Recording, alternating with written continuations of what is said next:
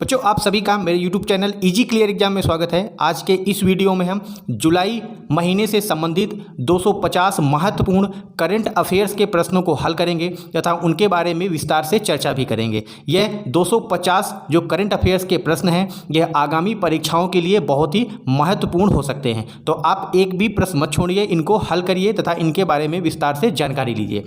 पहला प्रश्न है, ग्रीन हाइड्रोजन नीति शुरू करने वाला भारत का पहला राज्य कौन है? तो यह भारत का पहला राज्य है महाराष्ट्र, जिसकी राजधानी है मुंबई। ग्रीन हाइड्रोजन नीति का मतलब है भारत में स्वच्छ ऊर्जा का निर्माण करना। हाल ही में किस देश की जनसंख्या में गिरावट दर्ज की गई है? तो जापान में, जो कि न्यूज में काफ़ी रहा है, वहाँ पर जनसंख्या में गिरावट दर्ज की गई है। जापान प्रशांत महासागर में एक द्वीप समूह वाला देश है।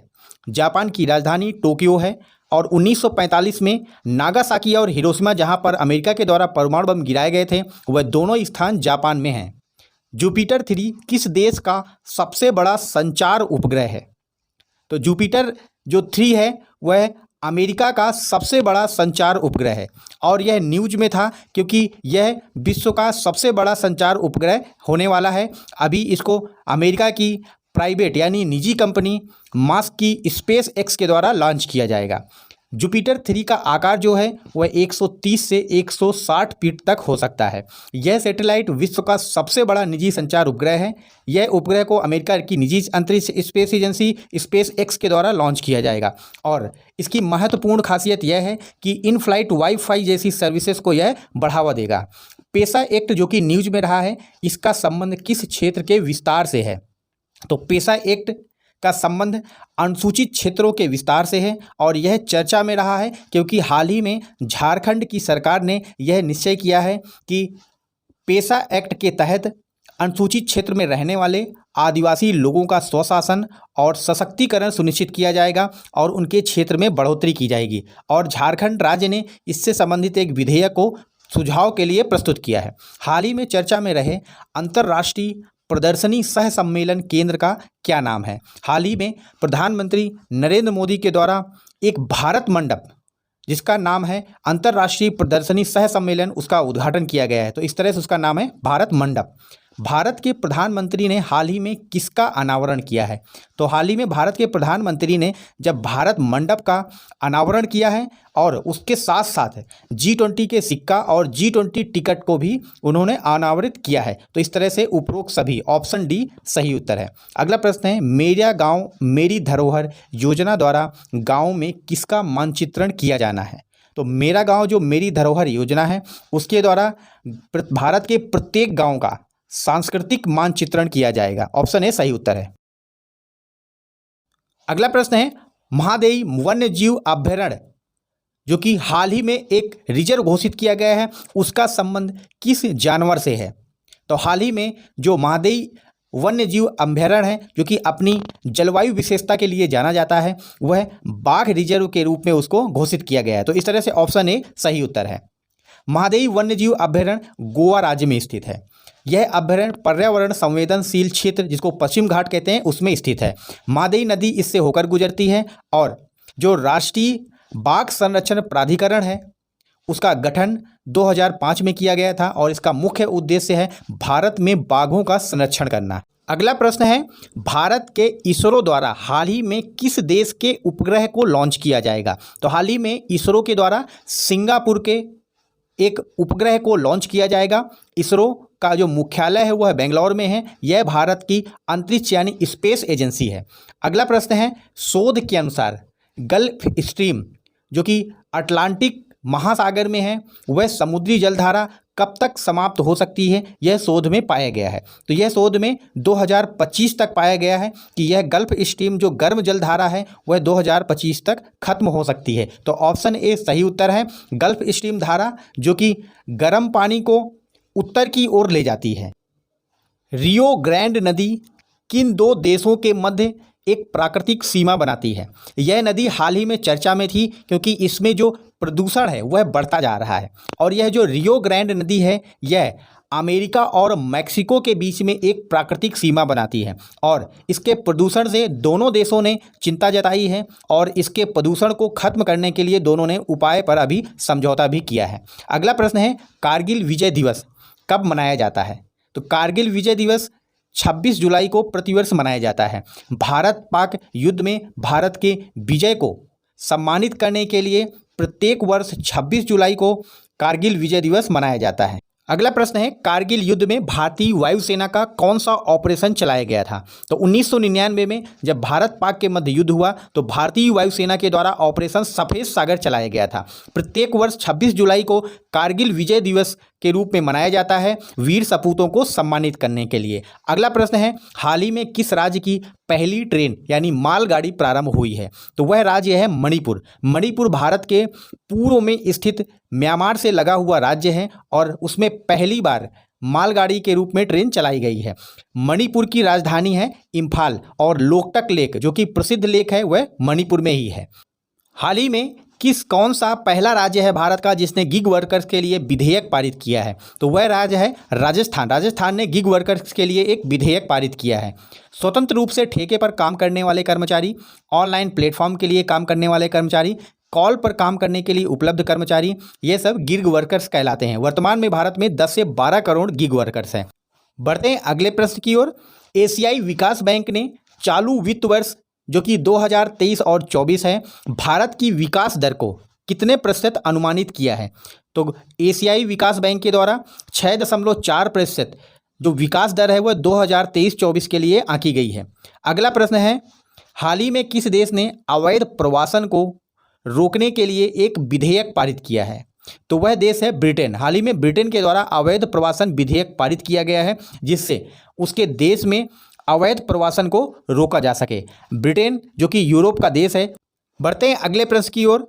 फीफा महिला फुटबॉल विश्व कप 2023 की मेजबानी कौन सा देश करेगा? तो ऑप्शन ए सही उत्तर है, ऑस्ट्रेलिया के द्वारा फीफा महिला फुटबॉल विश्व कप 2023 की मेजबानी की जाएगी। इसके साथ साथ न्यूजीलैंड में भी इसकी मेजबानी की जाएगी, यानी 2 देश मिलकर इसकी मेजबानी करेंगे। तालिस्मान सबरे नामक संयुक्त सैन्य अभ्यास हाल ही में चर्चा में रहा। यह किन दो देशों के मध्य संपन्न हुआ है? तो यह ऑस्ट्रेलिया और अमेरिका के मध्य हाल ही में तालिस्मान सबरे नामक संयुक्त सैन्य अभ्यास संपन्न हुआ है। बढ़ते हैं अगले प्रश्न की ओर। अगला प्रश्न है, ट्विटर ने हाल ही में अपने नए लोगों में निम्न में से क्या अंकित किया है? तो ट्विटर को आपने देखा होगा उसमें पक्षी लोगों की तरह उपयोग किया गया है और हाल ही में एलॉन मस्क ने अपने ट्विटर में जो लोगो है उसको एक्स लेटर अंकित किया है। अगला प्रश्न है, हाल ही में सुर्खियों में रहा इंटरनेट वायरस का क्या नाम है? तो डेटा असुरक्षित करने वाला एक अकीरा नामक इंटरनेट वायरस हाल ही में सुर्खियों में रहा है। तो ऑप्शन सी सही उत्तर है, अकीरा वायरस एक इंटरनेट वायरस है। बढ़ते हैं अगले प्रश्न की ओर। भारत सरकार ने हाल ही में किस सब्जी की महंगाई को रोकने के लिए एक मूल्य स्थिरीकरण कोष बनाया है, यानी प्राइस स्टेबलाइजेशन फंड का निर्माण किया है? तो हाल ही में न्यूज़ में आपने देखा होगा कि टमाटर की सब्जी के दाम अचानक से बढ़े थे और इसी के दाम का स्थिरीकरण करने के लिए भारत सरकार ने मूल्य स्थिरीकरण कोष की स्थापना किया है। अगला प्रश्न है, दुनिया का सबसे बड़ा कार्यालय जिसका नाम है डायमंड बोर्स वह कहाँ पर बनाया जा रहा है? तो हाल ही में भारत के प्रधानमंत्री नरेंद्र मोदी के द्वारा दुनिया के सबसे बड़े कार्यालय डायमंड बोर्स का सूरत में अनावरण किया गया है।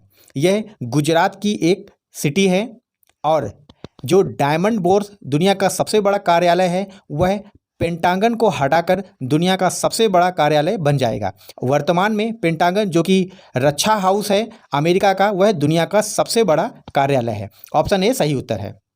राष्ट्रीय बहुआयामी गरीबी सूचकांक किस संस्था के द्वारा जारी किया जाता है? तो हाल ही में राष्ट्रीय बहुआयामी गरीबी सूचकांक भारत के नीति आयोग के द्वारा जारी किया गया है। अगला प्रश्न है, उच्च गुणवत्ता वाली शिक्षा के लिए सीएम राइज स्कूल किस राज्य में प्रारंभ किए जाएंगे? तो वह राज्य है मध्य प्रदेश। मध्य प्रदेश के द्वारा 9,500 सीएम राइज स्कूल उच्च गुणवत्ता वाली शिक्षा को प्रदान करने के लिए खोले जाएंगे। मध्य प्रदेश की राजधानी है भोपाल। बढ़ते हैं अगले प्रश्न की ओर। मेक इन इंडिया पहल के तहत सैन्य विमान जिसका नाम है C-295 इसका निर्माण किस राज्य में होगा? मेक इन इंडिया का मेन उद्देश्य यह है कि भारत में निर्माण को प्रोत्साहन देना, जिससे भारत में रोजगार में वृद्धि हो। तो यह जो C-295 सैन्य विमान होगा, यह भारत में गुजरात में इसका निर्माण होगा। हाल ही में न्यूनतम आय गारंटी अधिनियम लाने वाला भारत का कौन सा पहला राज्य है? तो भारत में राजस्थान राज्य न्यूनतम आय गारंटी अधिनियम लाने वाला भारत का पहला राज्य है। इसके अलावा भारत में मनरेगा के तहत 100 दिन का गारंटी रोजगार प्रदान किया जाता है। अगला प्रश्न है, भारतीय तटरक्षक बल यानी इंडियन कोस्ट गार्ड के नियुक्त किए गए नए महानिदेशक का क्या नाम है? तो राकेश पाल को भारत का इंडियन कोस्ट गार्ड का नया महानिदेशक नियुक्त किया गया है। ऑप्शन ए सही उत्तर है। भारत की कुल तट सीमा है 15,200 किलोमीटर और भारत का गुजरात राज्य सबसे लंबी तटरेखा वाला राज्य है।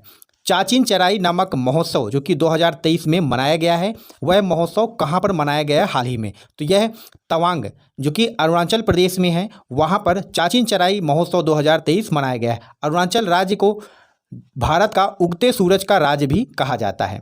अगला प्रश्न है, विश्व शतरंज दिवस कब मनाया जाता है? तो प्रत्येक वर्ष 20 जुलाई को विश्व शतरंज दिवस मनाया जाता है और शतरंज का आविष्कार भारत में हुआ था। इसी प्रकार जीरो का भी आविष्कार भारत में हुआ था। तो प्रत्येक वर्ष विश्व शतरंज दिवस 20 जुलाई को मनाया जाता है। अगला प्रश्न है, आंध्र प्रदेश ने मलेरिया और डेंगू मच्छर से निपटने के लिए हाल ही में किस मछली का उपयोग किया है? तो यह है गंबूसिया फिश। तो ऑप्शन सी सही उत्तर है।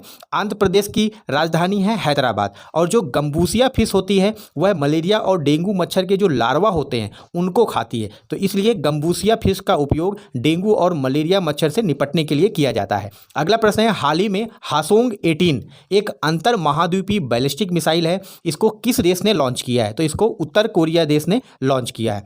एक्सपोर्ट प्रिपेयर्डनेस इंडेक्स 2022 में शीर्ष में कौन सा राज्य रहा है? तो यह तमिलनाडु राज्य एक्सपोर्ट प्रिपेयर्डनेस इंडेक्स 2022 में शीर्ष राज्य रहा है। तमिलनाडु जो कि दक्षिण भारत का राज्य है और इसकी राजधानी है चेन्नई। अगला प्रश्न है, संयुक्त सैन्य अभ्यास जिसका नाम है नोमैडिक एलिफेंट 2023, यह भारत को किसके देश के साथ संपन्न हुई है? तो यह हाल ही में मंगोलिया के साथ भारत की संयुक्त सैन्य अभ्यास जिसका नाम है नोमैडिक एलिफेंट 2023, यह संपन्न हुआ है। बढ़ते हैं अगले प्रश्न की ओर। अंतर्राष्ट्रीय नेल्सन मंडेला दिवस कब मनाया जाता है? तो दक्षिण अफ्रीका के महापुरुषों में से एक नेल्सन मंडेला को माना जाता है। यह दक्षिण अफ्रीका के अश्वेत पहले राष्ट्रपति थे और प्रतिवर्ष 18 जुलाई को अंतर्राष्ट्रीय नेल्सन मंडेला दिवस 2009 से मनाया जाता रहा है। नेल्सन मंडेला 1993 में शांति के क्षेत्र में नोबेल पुरस्कार से सम्मानित हुए थे। 1994 में दक्षिण अफ्रीका के पहले अश्वेत राष्ट्रपति बने। दुनिया में रंग भेद उन्मूलन के लिए इनको जाना जाता है और इसके लिए नेल्सन मंडेला को रंग भेद उन्मूलन के लिए 27 वर्ष दक्षिण अफ्रीका में जेल में रखा गया था। भारत का पहला दिव्यांग खेल सेंटर कहाँ पर बनाया जा रहा है? तो यह ग्वालियर जो कि मध्य प्रदेश में पड़ता है, वहाँ पर भारत का पहला दिव्यांग खेल सेंटर बनाया जा रहा है। इस तरह से ऑप्शन ए सही उत्तर है। मध्य प्रदेश की राजधानी है भोपाल। अगला प्रश्न है, किस राज्य को आधिकारिक रूप से लंपी त्वचा रोग पॉजिटिव घोषित किया गया है? तो भारत का नागालैंड राज्य को आधिकारिक रूप से लंपी त्वचा रोग के लिए एक पॉजिटिव राज्य घोषित किया गया है। यह जानवरों की एक बीमारी होती है। नागालैंड पूर्व भारत का एक राज्य है। जो लंपी त्वचा जो डिजीज यानी रोग होता है वह एक वायरस रोग है और एक पशु से दूसरे पशु में फैलती है और यह कापरी पॉक्सी वायरस से होती है और संक्रमित मच्छर के काटने से कोई भी जो जानवर होता है, मुख्य तौर पर गायों को यह लंपी त्वचा जो डिजीज है वो हो जाती है। हाल ही में जुलाई में किस देश में 24 घंटे में 2200 बार भूकंप आए? तो यह देश है आइसलैंड। तो ऑप्शन ए सही उत्तर है। अगला प्रश्न है, T20 इंटरनेशनल क्रिकेट में एक मैच में 7 विकेट लेने वाला विश्व का पहला खिलाड़ी? तो हाल ही में मलेशिया और अमेरिका के बीच खेले गए T20 इंटरनेशनल क्रिकेट मैच में सियाजुल इदरस ने 7 विकेट लेकर यह कारनामा किया। विश्व में T20 क्रिकेट में पहले 7 विकेट लेने वाले यह क्रिकेट प्लेयर हैं। किस देश ने न्यायपालिका के अधिकार को छीनने वाला विधेयक हाल ही में पास किया है? तो यह इजराइल राज्य है जो कि मध्य सागर यानी मेडिटेरियन सी के किनारे बसा राज्य है और इसने हाल ही में न्यायपालिका के अधिकार छीनने वाला विधेयक पास किया है। ऑप्शन डी सही उत्तर है। अगला प्रश्न है, भारत के किस रेलवे स्टेशन को यूनेस्को का सांस्कृतिक विरासत पुरस्कार मिला है? तो वह भारत का वाइकुला रेलवे स्टेशन है जो कि मुंबई में पड़ता है। तो यह मुंबई जो कि महाराष्ट्र की राजधानी है, वाइकुला जो रेलवे स्टेशन है उसको यूनेस्को का सांस्कृतिक विरासत पुरस्कार मिला है। अगला प्रश्न है, फोंगनांग कोंडेक राज्यसभा की अध्यक्षता करने वाली जो किस राज्य की पहली महिला है? तो वह नागालैंड की पहली महिला हैं जो राज्यसभा की अध्यक्षता किया है। वर्तमान में राज्यसभा के जो पीठासीन अधिकारी हैं वह हैं जगदीप धनखड़ जो कि भारत के उपराष्ट्रपति भी हैं। भारत का जो उपराष्ट्रपति होता है वही राज्यसभा का पदेन सभापति होता है। उनकी अनुपस्थिति में राज्यसभा की अध्यक्षता इन्होंने किया था। किस राज्य की सरकार ने हाल ही में डॉक्टरों की जो सेवानिवृत्त आयु है वह 62 वर्ष से बढ़ाकर 65 वर्ष कर दी है? तो यह उत्तर प्रदेश के द्वारा डॉक्टरों की सेवानिवृत्त आयु को 62 वर्ष से बढ़ाकर 65 वर्ष किया गया है। उत्तर प्रदेश की राजधानी है लखनऊ। अगला प्रश्न है, किस राज्य के सीएम दूसरे सबसे लंबे समय तक सेवा देने वाले मुख्यमंत्री बने हैं? तो भारत के जो उड़ीसा राज्य है वहाँ बीजू जनता दल के जो मुख्यमंत्री हैं नवीन पटनायक, वह भारत के दूसरे सबसे लंबे कार्यकाल तक रहने वाले सीएम हैं। ऑप्शन ए सही उत्तर है। अगला प्रश्न है, विश्व हेपेटाइटिस दिवस कब मनाया जाता है? तो प्रत्येक वर्ष 28 जुलाई को विश्व हेपेटाइटिस दिवस मनाया जाता है। यह एक वायरस जनित रोग है जो एक संक्रमण व्यक्ति से दूसरे व्यक्ति को हो जाती है। तो इस प्रकार से यह एक संक्रमित बीमारी है जो कि रुधिर या अन्य किसी कारण से दूसरों में फैलती है। अगला प्रश्न है, जल बजट अपनाने वाला भारत का पहला राज्य कौन सा है? तो जल बजट को अपनाने वाला भारत का पहला राज्य केरल राज्य है और केरल की राजधानी है त्रिवेंद्रम। केरल समुद्र तट से लगा हुआ दक्षिण भारत का राज्य है जहां भारत में सर्वाधिक साक्षरता पाई जाती है। अगला प्रश्न है, भारत का पहला संविधान साक्षर जिला कौन सा है? तो यह केरल का ही कोल्लम जिला है जो कि भारत का पहला संविधान साक्षर जिला है। इस जिले में प्रत्येक व्यक्ति को संविधान के बारे में जानकारी है। तो इस तरह से ऑप्शन ए सही उत्तर है। अगले प्रश्न को हल करने के पहले संविधान से संबंधित कुछ महत्वपूर्ण तथ्यों को देख लेते हैं। जैसे कि भारत के संविधान को 26 नवंबर 1949 को अंगीकृत किया गया था, इसीलिए प्रत्येक वर्ष 26 नवंबर को संविधान दिवस मनाते हैं। संविधान सभा के प्रारूप समिति के अध्यक्ष डॉक्टर भीमराव अम्बेडकर थे। भारत का संविधान 2 वर्ष 11 माह और 18 दिन में बनकर तैयार हुआ। वर्तमान में 6 मौलिक अधिकारों का उल्लेख है। भारत में डॉक्टर भीमराव अम्बेडकर को आधुनिक भारत का मनु कहा जाता है। संसद को भारत के संविधान में संशोधन करने का अधिकार है, लेकिन केशवानंद भारती मामला 1973 में सर्वोच्च न्यायालय ने यह कहा था कि संसद संविधान में संशोधन कर सकती है किंतु मूल संरचना को नहीं बदल सकती है। अगला प्रश्न है, हाल ही में भारत का पहला गांव किसे घोषित किया गया है? तो मांडा जो कि उत्तराखंड में पड़ता है यह भारत का पहला गांव है। उत्तराखंड की जो सीमा है वह तिब्बत से लगती है और उत्तराखंड की राजधानी देहरादून है। बढ़ते हैं अगले प्रश्न की ओर। हाल ही में अपनी इंटरनेट सेवा चालू करने वाला भारत का पहला राज्य कौन सा है? तो यह है केरल राज्य। केरल राज्य में हाल ही में अपनी खुद की इंटरनेट सेवा चालू किया है। केरल की राजधानी है तिरुवनंतपुरम। हाल ही में भारत द्वारा किस महत्वपूर्ण समझौते में हस्ताक्षर किया गया है? तो हाल ही में भारत ने आर्टेमिस नामक महत्वपूर्ण समझौते में हस्ताक्षर किया है और इसमें हस्ताक्षर करने वाला भारत 27वां देश है। आर्टेमिस जो समझौता है वह 27 देशों के मध्य अंतरिक्ष के उपयोग से संबंधित है और अंतरिक्ष में नवाचार तथा उपग्रहों को लॉन्च करने में ये 27 देश एक दूसरे की मदद करेंगे और इस तरह से यह भारत के लिए बहुत ही महत्वपूर्ण समझौता है। रोड नेटवर्क विस्तार में भारत ने हाल ही में चीन को पीछे करके कौन सा स्थान हासिल किया है? तो भारत ने हाल ही में चीन को पीछे करके रोड नेटवर्क मामले में दूसरा स्थान हासिल किया है और भारत रोड नेटवर्क विस्तार के मामले में अमेरिका के बाद दूसरा सबसे बड़ा देश होगा। तो इस तरह से ऑप्शन बी सही उत्तर है। क्रिकेट इतिहास में पिता पुत्र को आउट करने वाला भारतीय गेंदबाज कौन है? तो वह है रविचंद्रन अश्विन। ऑप्शन सी सही उत्तर है। 2011 में शिव नारायण चंद्रपाल जो कि वेस्ट इंडीज़ के प्लेयर हैं, उनको आर अश्विन ने आउट किया था। और जो अभी 2023 जुलाई में टेस्ट सीरीज चल रही थी, तो उन्हीं के लड़के को यानी तेग नारायण को रविचंद्रन ने आउट करके यह इतिहास अपने नाम दर्ज किया है। दुनिया का पहला हेरिटेज रिवर फ्रंट कहाँ पे बनाया जाएगा? तो यह राजस्थान में दुनिया का पहला हेरिटेज रिवर फ्रंट बनाया जाएगा।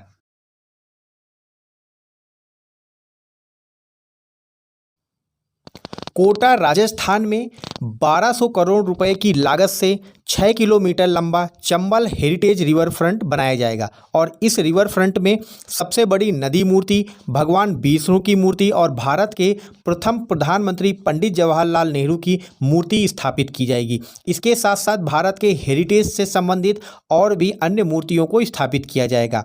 किस राज्य में सीएम ने महिलाओं के सशक्तिकरण के लिए कोलैटरल मुक्त ऋण योजना चालू की है? तो वह हिमाचल प्रदेश राज्य ने यह योजना चालू किया है। राष्ट्रीय आयकर दिवस कब मनाया जाता है? तो भारत में राष्ट्रीय आयकर दिवस प्रतिवर्ष 24 जुलाई को मनाया जाता है। राष्ट्रीय आयकर से संबंधित कुछ महत्वपूर्ण तथ्य। भारत में आयकर की शुरुआत 1860 में जेम्स विल्सन के द्वारा की गई थी। आयकर एक प्रकार का प्रत्यक्ष कर है जिसे किसी व्यक्ति अथवा संगठन द्वारा सरकार को भुगतान किया जाता है। वर्तमान में भारत में 7 लाख रुपए से कम की आय पर कोई भी आयकर नहीं है। अंतर्राष्ट्रीय क्रिकेट में दूसरा सर्वाधिक विकेट लेने वाला भारतीय गेंदबाज कौन है? तो वह है आर अश्विन जो कि भारत के स्पिनर गेंदबाज हैं। और भारत में सर्वाधिक विकेट लेने का जो इतिहास है वह हरभजन सिंह के पास है। हाल ही में किस देश ने ब्रिक्स में शामिल होने के लिए आवेदन किया है? तो वह देश है अल्जीरिया जो कि अफ्रीका महाद्वीप का देश है। उसने हाल ही में ब्रिक्स जो कि 5 देशों का एक संगठन है उसमें शामिल होने के लिए आवेदन किया है। इस तरह से ऑप्शन ए सही उत्तर है। ब्रिक्स समूह से संबंधित कुछ महत्वपूर्ण तथ्य। पहला यह कि ब्रिक्स समूह में 5 देश शामिल हैं। उनमें से बी मतलब Brazil, R Russia, I India, C China और एस साउथ अफ्रीका। ब्रिक्स के 5 सदस्य देशों में दुनिया की 43% आबादी रहती है तथा विश्व सकल घरेलू उत्पाद में इनकी हिस्सेदारी 25% से अधिक है। पहले इसका नाम था ब्रिक और 2012 में साउथ अफ्रीका के शामिल होने के पश्चात इसका नाम ब्रिक्स हो गया। भारत ने हाल ही में आईएनएस इंडियन नेवल शिप कृपाण किस देश को सौंपा है? तो भारत ने हाल ही में वियतनाम को आईएनएस कृपाण सौंपा है। तो इस तरह से ऑप्शन बी सही उत्तर है।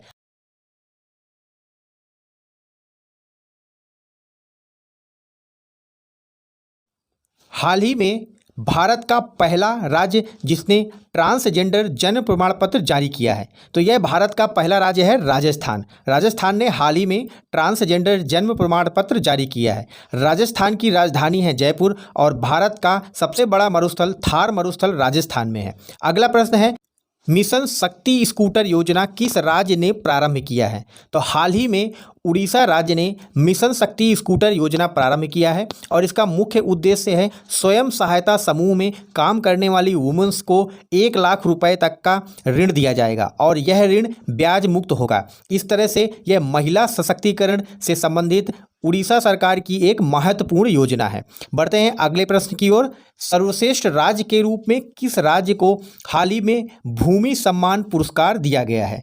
तो यह भारत का राज्य है समुद्र तटीय राज्य उड़ीसा। इसको हाल ही में भूमि सम्मान से सर्वश्रेष्ठ राज्य के रूप में पुरस्कृत किया गया है।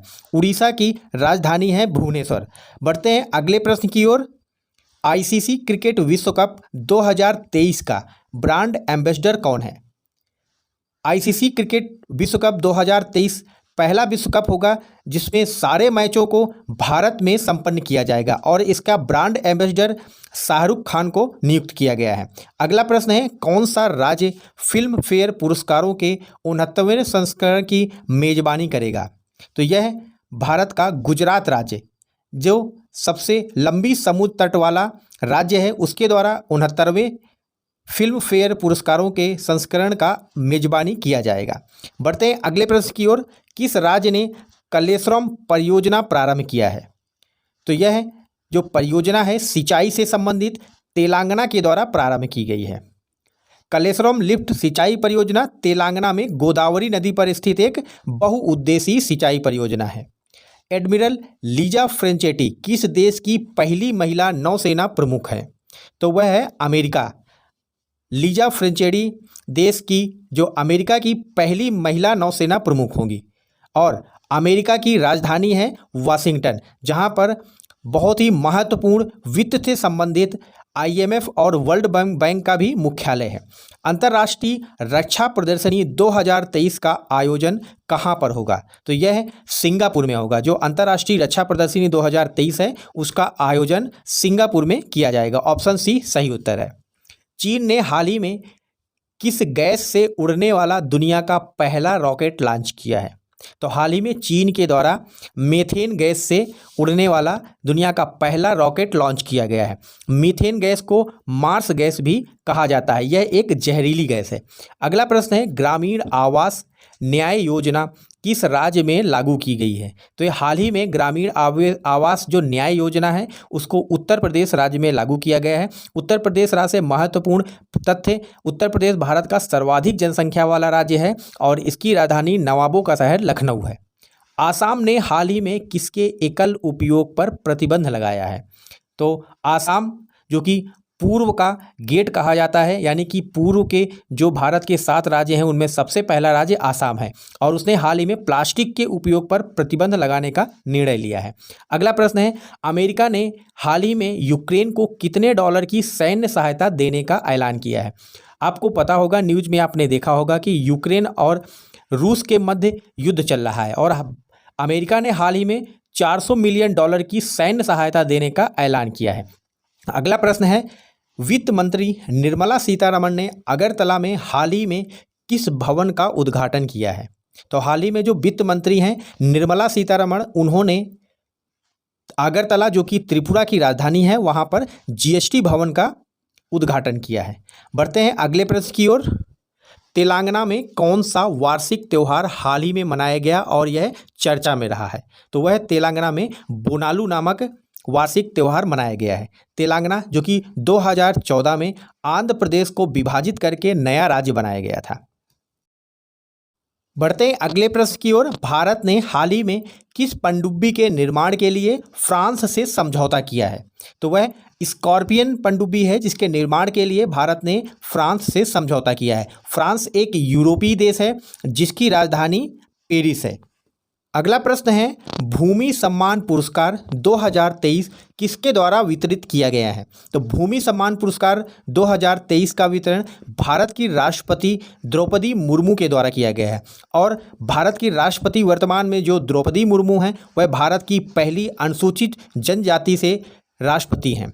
बढ़ते हैं अगले प्रश्न की ओर। जापान ने हाल ही में भूटान के छात्रों को किस क्षेत्र में छात्रवृत्ति देने का फैसला किया है? तो जापान जो कि प्रशांत महासागर में एक द्वीप समूहों वाला देश है और यह एक विकसित देश है। हाल ही में उसने चिकित्सा के क्षेत्र में छात्रवृत्ति देने का ऐलान किया है। गृह मंत्री अमित शाह ने हाल ही में कौन सा रिफंड पोर्टल जारी किया है? तो हाल ही में गृह मंत्री अमित शाह के द्वारा सहारा रिफंड पोर्टल को जारी किया गया है। अगला प्रश्न है, फीफा महिला विश्व कप 2023 की जो ब्रॉडकास्टिंग अधिकार है वह भारत के किस चैनल को मिले हुए हैं? तो यह भारत के दूरदर्शन स्पोर्ट्स चैनल को फीफा महिला विश्व कप 2023 की ब्रॉडकास्टिंग अधिकार मिले हैं। ऑप्शन डी सही उत्तर है। बढ़ते हैं अगले प्रश्न की ओर। हाल ही में भारतीय महिला वॉलीबॉल टीम का नया कोच किसको नियुक्त किया गया है? तो हाल ही में भारत की सरकार के द्वारा रविंद्र बसंतु को भारतीय महिला वॉलीबॉल टीम का नया कोच नियुक्त किया गया है। बढ़ते हैं अगले प्रश्न की ओर।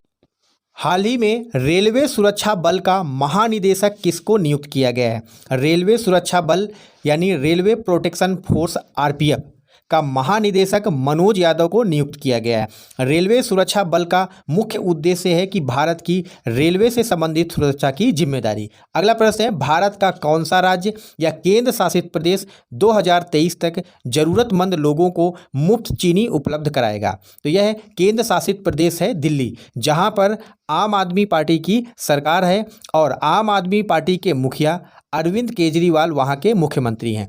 अगला प्रश्न है, भारत और श्रीलंका के बीच किस प्रकार की ऊर्जा के उत्पादन से समझौता पर हस्ताक्षर हुए हैं? तो यह है नवीकरणीय ऊर्जा। अगला प्रश्न है, हाल ही में मालदीव के द्वारा किस एशियाई चैंपियनशिप की मेजबानी की जाएगी? मालदीव जो कि एक द्वीपीय देश है और हिंद महासागर का यह एक द्वीपीय देश है और हाल ही में एशियाई सर्फिंग चैंपियनशिप 2023 की मेजबानी मालदीव करेगा। भारत और अर्जेंटीना ने सैन्य क्षेत्र से जुड़े किसके निर्माण में सहयोग के लिए एक दूसरे के साथ समझौता किया है? तो यह हेलीकॉप्टर के निर्माण में एक दूसरे के लिए सहयोग करेंगे और यह सैन्य क्षेत्र से जुड़ा भारत का महत्वपूर्ण समझौता अर्जेंटीना के साथ है। अगला प्रश्न है, ब्रिटेन द्वारा सौर ऊर्जा संचालित किस ड्रोन ने हाल ही में 20 महीने तक लगातार उड़ान भरने का रिकॉर्ड बनाया है? तो यह है पासा 35। यह ब्रिटेन का बहुत ही महत्वपूर्ण ड्रोन है जिसने लगातार 20 महीने तक सौर ऊर्जा से संचालित होकर लगातार उड़ान भरने का रिकॉर्ड बनाया है। देश की पहली ब्रेक डांस और ई स्पोर्ट अकेडमी कहाँ पर स्थापित की जाएगी? तो यह भारत के मध्य प्रदेश राज्य में स्थापित की जाएगी भारत की पहली ब्रेक डांस और ई स्पोर्ट अकेडमी। इस तरह से ऑप्शन ए सही उत्तर है। अगला प्रश्न है, स्किल इंडिया मिशन को बढ़ावा देने के लिए किस राज्य के द्वारा शिक्षा चौपाल योजना चालू की गई है?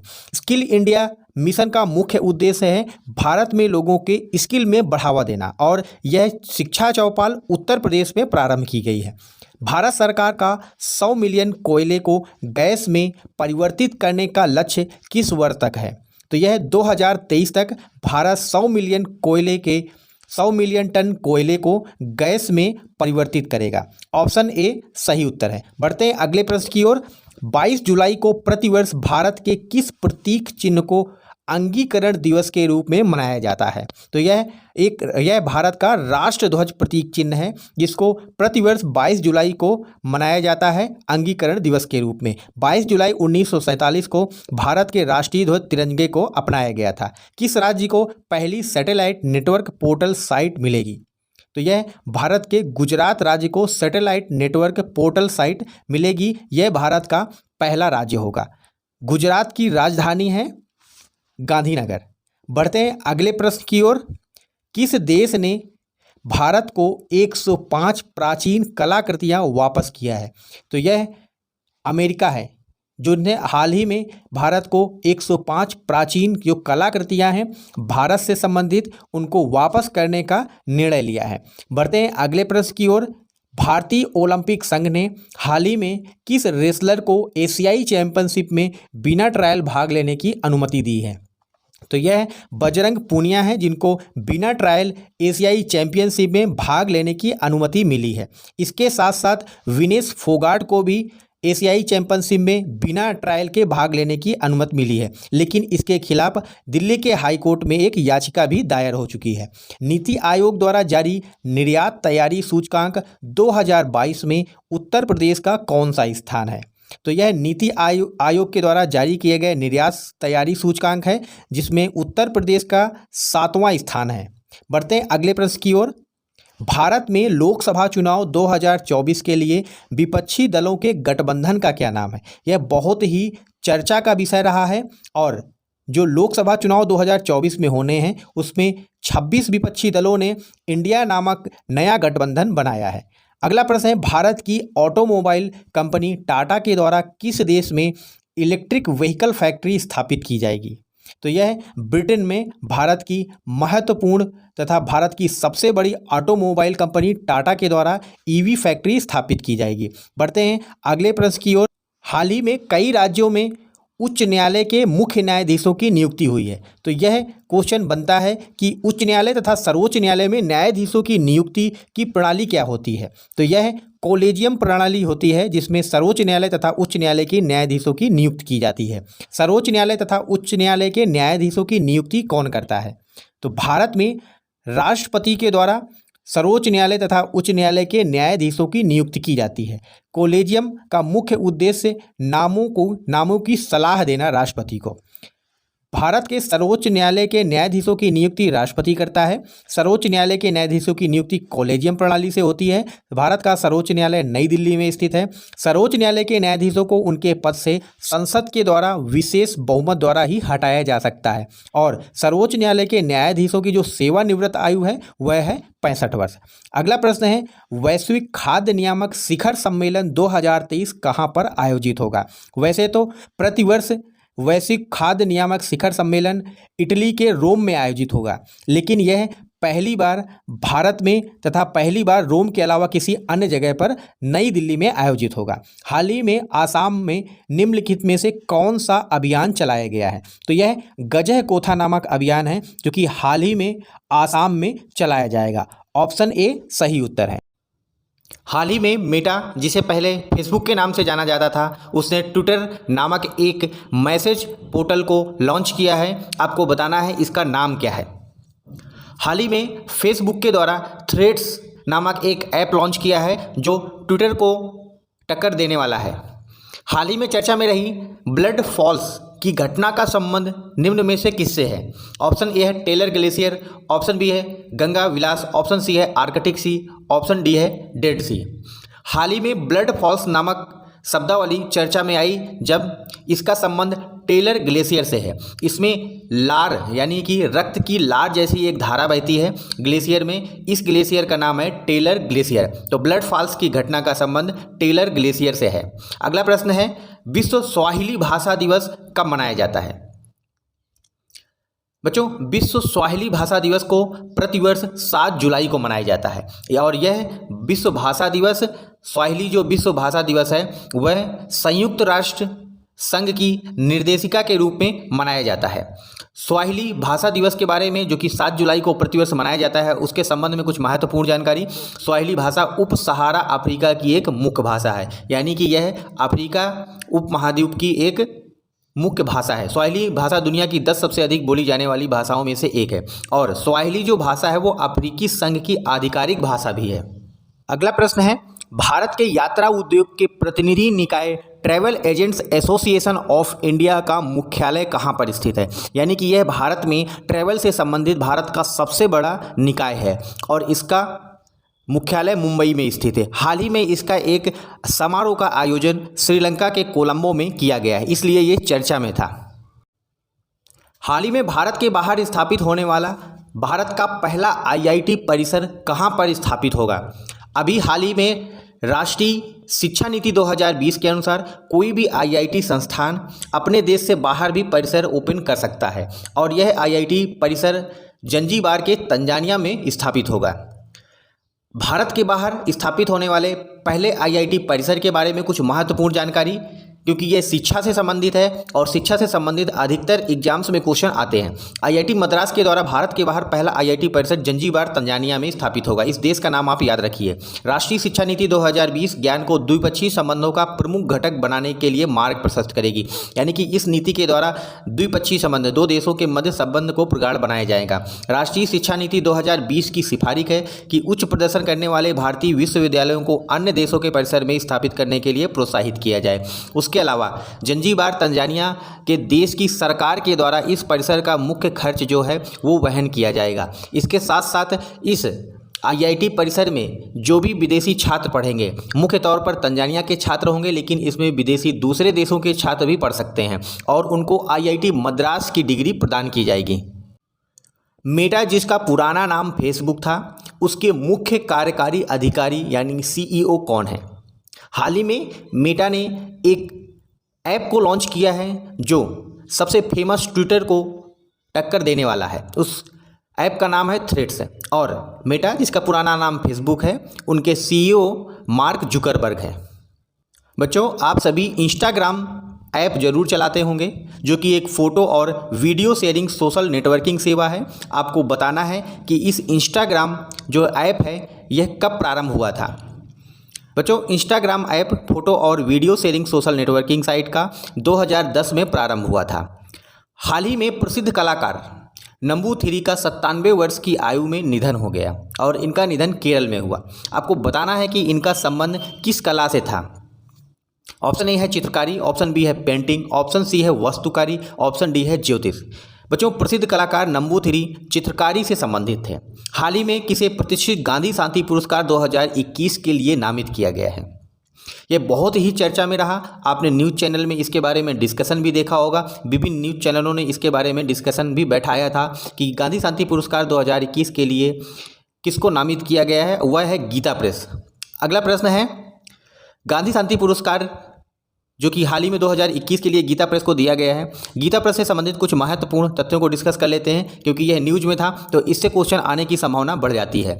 गीता प्रेस हिंदू धार्मिक ग्रंथों का दुनिया का सबसे बड़ा प्रकाशक है। आप देखते होंगे जो भारत की हिंदू धार्मिक ग्रंथ हैं, जैसे कि भारत की गीता, उसके पश्चात रामायण, सुंदरकांड इत्यादि आपने देखा होगा। इन सभी का प्रकाशन गीता प्रेस के द्वारा किया जाता है। इसकी स्थापना 29 अप्रैल 1923 को की गई थी। गीता प्रेस के संस्थापक जया दयाल गोयनका और घनश्याम दास थे। गीता प्रेस 15 भाषाओं में लगभग 1500 से अधिक प्रकार की किताबों का प्रकाशन करता है।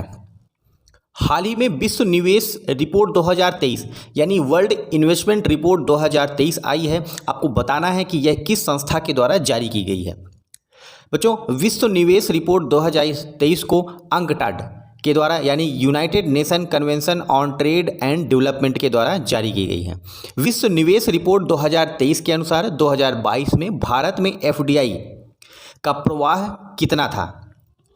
यानी कि 2023 में भारत में एफडीआई का प्रवाह बढ़ा है और वह है 10%, यानी पिछले वर्ष की अपेक्षा 10% बढ़ा है।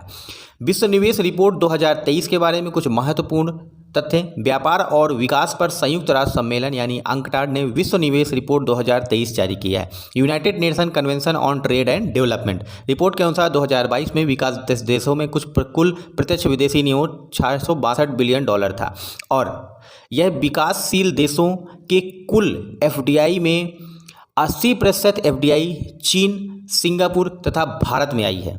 उसके साथ साथ विश्व निवेश रिपोर्ट 2023 के अनुसार पिछले वर्ष की तुलना में भारत में एफडीआई में 10% की वृद्धि देखी गई है।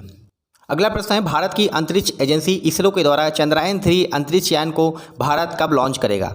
ऑप्शन ए है 10 जुलाई, ऑप्शन बी है 11 जुलाई, ऑप्शन सी है 12 जुलाई, ऑप्शन डी है 14 जुलाई। भारत की अंतरिक्ष एजेंसी का नाम है इसरो और उसके द्वारा चंद्रयान-3 अंतरिक्ष यान को 14 जुलाई को लॉन्च किया जाएगा। इसरो के द्वारा लॉन्च किए जाने वाले अंतरिक्ष यान चंद्रयान-3 में लैंडर तथा रोवर का नाम आपको बताना है। हाल ही में ये चर्चा में था और पिछली बार जब चंद्रयान-2 का अंतरिक्ष यान में भेजा गया था तो उसमें लैंडर ने रोवर के साथ संपर्क तोड़ दिया था। आपको बताना है कि लैंडर और रोवर का नाम क्या है। तो बच्चों, लैंडर और रोवर का नाम है विक्रम और संज्ञान। कुछ महत्वपूर्ण तथ्य डिस्कस कर लेते हैं चंद्रयान-3 मिशन के बारे में, जो कि 14 जुलाई 2023 को इसरो के द्वारा लॉन्च किया जाएगा। भारत की अंतरिक्ष एजेंसी इसरो द्वारा चंद्रयान-3 अंतरिक्ष यान को 14 जुलाई को लॉन्च किया जाएगा। चंद्रयान-3 में एक लैंडर, एक रोवर और एक प्रोपल्सन मॉड्यूल होगा। इसमें लैंडर का नाम है विक्रम और रोवर का नाम है प्रज्ञान। आपको इन दो शब्दों को अवश्य ही याद रखना है, एग्जाम्स में ये 100% आने की इनके चांसेस हैं। चंद्रयान-3 चंद्रयान-2 का अनुवर्ती मिशन है। चंद्रयान-3 का मुख्य उद्देश्य चंद्रमा की सतह पर सुरक्षित रूप से उतरना और अन्वेषण गतिविधियों को देखना है। चंद्रयान-3 अंतरिक्ष यान को जब 14 जुलाई को लॉन्च किया जाएगा, उसके 45 दिन के बाद इसके सुरक्षित स्थान पर पहुँचने का आशा है। अगला प्रश्न है, जापान तथा भारत की नौसेना का जो संयुक्त समुद्री अभ्यास जिसको हम जिमेक्स कहते हैं, वह 2023 में कहाँ पर आयोजित होगा? भारत में जापान और भारत की नौसेनाओं के द्वारा संयुक्त समुद्री अभ्यास जिमेक्स 2023 विशाखापट्टनम में आयोजित होने वाला है। ऑप्शन ए सही उत्तर है। हाल ही में किस राज्य की सरकार ने प्रधानमंत्री जन आरोग्य योजना के तहत बीमा की राशि को 5 लाख से बढ़ाकर 10 लाख कर दिया है? भारत के गुजरात राज्य ने। ऑप्शन बी सही उत्तर है। जो भारत के प्रधानमंत्री जन आरोग्य योजना से संबंधित है, उसकी बीमा राशि को 5 लाख से बढ़ाकर 10 लाख कर दिया है। अगला प्रश्न है, विश्व शांति सूचकांक यानी वर्ल्ड पीस इंडेक्स 2023 के अनुसार दुनिया का सबसे शांत देश कौन सा है? बहुत ही महत्वपूर्ण इंडेक्स है, एग्जाम्स में अवश्य ही आएगा। आपको बताना है कि दुनिया का सबसे शांत देश कौन सा है। ऑप्शन बी सही उत्तर है, आइसलैंड। विश्व सूचकांक की रैंकिंग में इसको प्रथम स्थान मिला है। विश्व शांति सूचकांक 2023 में कुल 164 देशों की रैंकिंग का आंकड़ा लिया गया है और उसमें आपको बताना है कि भारत का कौन सा स्थान है। भारत में विश्व शांति सूचकांक 2023 में 126वां स्थान प्राप्त किया है, जो कि 164 देशों में 126वां स्थान प्राप्त किया है। अगला प्रश्न है, विश्व शांति सूचकांक 2023 के अनुसार दुनिया का सबसे अशांत देश कौन सा है? ऑप्शन ए है सूडान, ऑप्शन बी है नाइजीरिया, ऑप्शन सी है उत्तर कोरिया, ऑप्शन डी है अफगानिस्तान। बच्चों, विश्व शांति सूचकांक 2023 के अनुसार दुनिया का सबसे अशांत देश अफगानिस्तान को घोषित किया गया है, यानी इसकी रैंक 164 है।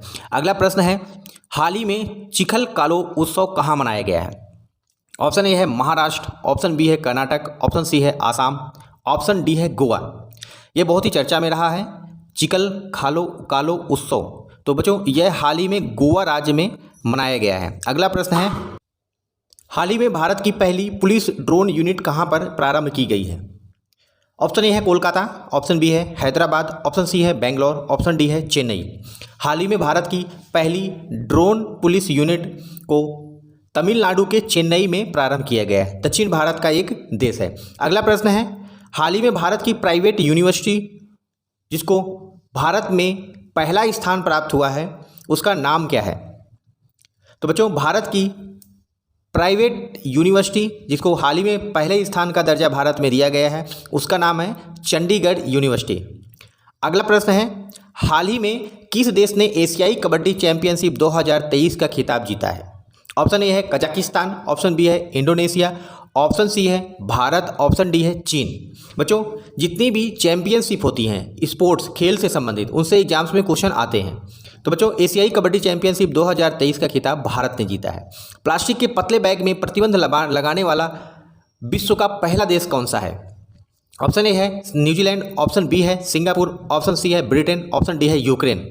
तो हाल ही में न्यूजीलैंड के द्वारा अपने देश में प्लास्टिक के पतले बैगों पर प्रतिबंध लगाया गया है। ऑप्शन ए सही उत्तर है। हाल ही में हेमिस दिवस कहाँ पर मनाया गया है? ऑप्शन ए है श्रीनगर, ऑप्शन बी है लद्दाख, ऑप्शन सी है मनाली, ऑप्शन डी है कोहिमा। बच्चों, श्रीनगर जम्मू कश्मीर में आता है, लद्दाख भी जम्मू कश्मीर में आता है, मनाली जो है वो हिमाचल प्रदेश में है और नागालैंड की राजधानी कोहिमा है। और हेमिस दिवस को हाल ही में लद्दाख में मनाया गया है। हाल ही में भारत के किस राज्य ने वन टैप वन ट्री नामक एक हरित पर्यावरण से संबंधित योजना को लागू किया है? बच्चों, विश्व तथा भारत में जलवायु परिवर्तन एक बहुत ही बड़ी समस्या है और इसको निपटने के लिए विभिन्न प्रकार की योजनाएं सरकारों के द्वारा चालू की जाती हैं, जो कि एग्जामों के लिए बहुत ही महत्वपूर्ण होता है। तो वन टैप वन ट्री नामक जो हरित पर्यावरण योजना है वह भारत के उत्तर प्रदेश राज्य के द्वारा प्रारंभ की गई है। सूर्य का अवलोकन करने के लिए भारत के पहले अंतरिक्ष मिशन का क्या नाम है? सौरमंडल, सोलर पार्कर या गगनयान या आदित्य L1। सूर्य का अवलोकन करने के लिए भारत के पहले अंतरिक्ष मिशन का नाम है आदित्य L1। आदित्य L1 के बारे में कुछ महत्वपूर्ण तथ्य डिस्कस करेंगे। यह भारत का बहुत ही महत्वपूर्ण सूर्य से संबंधित मिशन है जो भारत को सूर्य से संबंधित जानकारी देगा। आदित्य L1 मिशन इसरो के द्वारा लॉन्च किया जाएगा।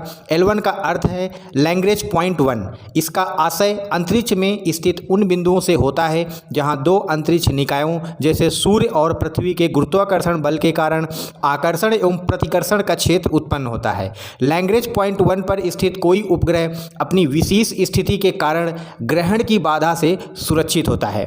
भारत की अंतरिक्ष एजेंसी भारतीय अंतरिक्ष अनुसंधान है जिसको इसरो कहा जाता है। इसरो के द्वारा ही भारत का सूर्य मिशन आदित्य L1 लॉन्च किया जाएगा। Parker solar probe mission America की अंतरिक्ष एजेंसी नासा का सौर मिशन है। आदित्य L1 सूर्य के कोरोना प्रभाव तथा उसके कोरोना के बारे में और सौर हवाओं के बारे में जानकारी प्रदान करेगा। आर्थिक सर्वेक्षण 2023 को किस मंत्रालय के द्वारा जारी किया गया है? भारत में बजट लाने के पहले पिछले वर्ष के बारे में आर्थिक सर्वेक्षण किया जाता है और यह आर्थिक सर्वेक्षण 2023 भारत के वित्त मंत्रालय के द्वारा जारी किया जाएगा। आर्थिक सर्वेक्षण के बारे में कुछ महत्वपूर्ण तथ्य। आर्थिक सर्वेक्षण रिपोर्ट पिछले वित्तीय वर्ष में भारत के प्रदर्शन की व्याख्या करती है। यह सर्वेक्षण महंगाई दर पर विचार करता है, देश के प्रमुख क्षेत्रों जैसे कृषि बुनियादी ढांचा और विदेशी मुद्रा भंडार की भी जानकारी देता है। सरकार के सामने भविष्य की आर्थिक चुनौतियों को दर्शाता है। पहला आर्थिक सर्वेक्षण 1950-51 में जारी किया गया था। केंद्रीय बजट सत्र की शुरुआत राष्ट्रपति के अभिभाषण से होती है। भारत में बजट लाने के पहले आर्थिक सर्वेक्षण का बहुत ही महत्वपूर्ण स्थान है। क्यों? क्योंकि यह पिछले वर्ष में भारत में जितनी भी आर्थिक गतिविधियां हुई हैं उनके बारे में भारत को अवगत कराता है, जिसके आधार पर बजट में विभिन्न प्रकार की नीतियां बनाई जाती हैं तथा आगे के आने वाले वित्तीय वर्ष के बारे में महत्वपूर्ण नीतियां भी बनाई जाती हैं। हाल ही में चर्चा में रहे अटल पेंशन योजना ने कितने नामांकन का आंकड़ा पार किया है? 2 करोड़ या 3 करोड़? ऑप्शन सी है 4 करोड़, ऑप्शन डी है 5 करोड़। हाल ही में चर्चा में रहे अटल पेंशन योजना के द्वारा भारत में 5 करोड़ का नामांकन प्राप्त किया गया है। अटल पेंशन योजना एक सामाजिक सुरक्षा पेंशन योजना है।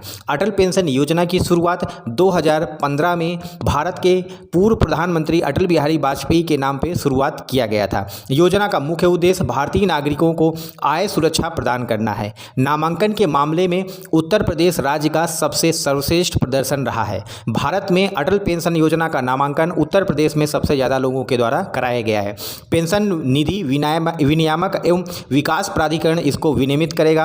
अटल पेंशन योजना उन लोगों के लिए है जो किसी वैधानिक सामाजिक सुरक्षा योजना के सदस्य नहीं हैं, यानी कि पहले से जो व्यक्ति किसी वैधानिक सामाजिक सुरक्षा का सदस्य है तो वह इसमें भाग नहीं ले सकता है। कोई भी व्यक्ति जिसकी आयु 18 वर्ष से 40 वर्ष के बीच है, उसके पास बैंक खाता है, वह इस योजना के लिए पात्र है। वह अटल पेंशन योजना जो कि सामाजिक सुरक्षा पेंशन योजना है उसमें भाग ले सकता है, लेकिन उसकी आयु 18 से 40 वर्ष के बीच होनी चाहिए। और अटल पेंशन योजना में 60 वर्ष के पश्चात 1 से 5,000 तक की पेंशन प्रदान की जाती है, जो कि उसकी आय की सुरक्षा और वित्तीय स्थिरता के लिए बहुत ही महत्वपूर्ण है।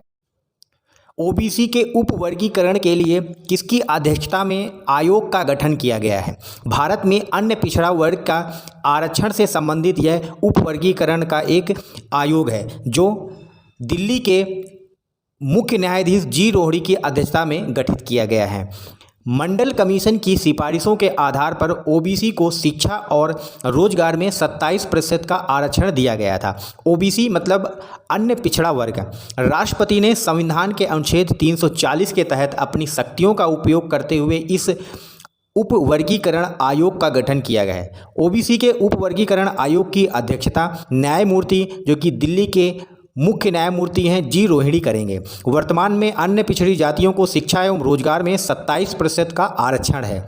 उपवर्गीकरण की आवश्यकता बच्चों इसलिए हुई है क्योंकि अधिकांश जो 27% आरक्षित सीटें हैं जो कि शिक्षा और रोजगार में दी जाती हैं, उन पर कुछ ही समुदायों का कब्जा हो गया है। इसलिए ओबीसी के आरक्षण का उपवर्गीकरण बहुत आवश्यक हो जाता है। भारत में विभिन्न प्रकार की स्थितियों में शिक्षा और रोजगार में आरक्षण दिया गया है। हाल ही में किस राज्य की सरकार ने बेरोजगारी भत्ते की घोषणा किया है, यानी कि वहां पर बेरोजगारी भत्ता प्रदान किया जाएगा?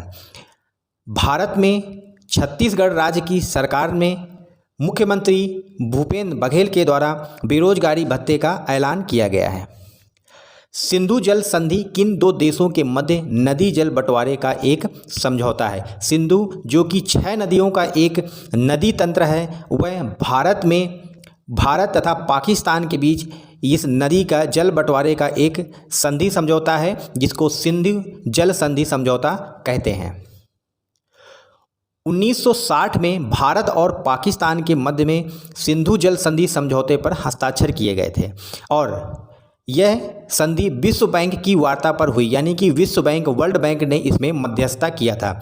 हाल ही में भारत ने संधि में संशोधन का नोटिस पाकिस्तान को भेजा है।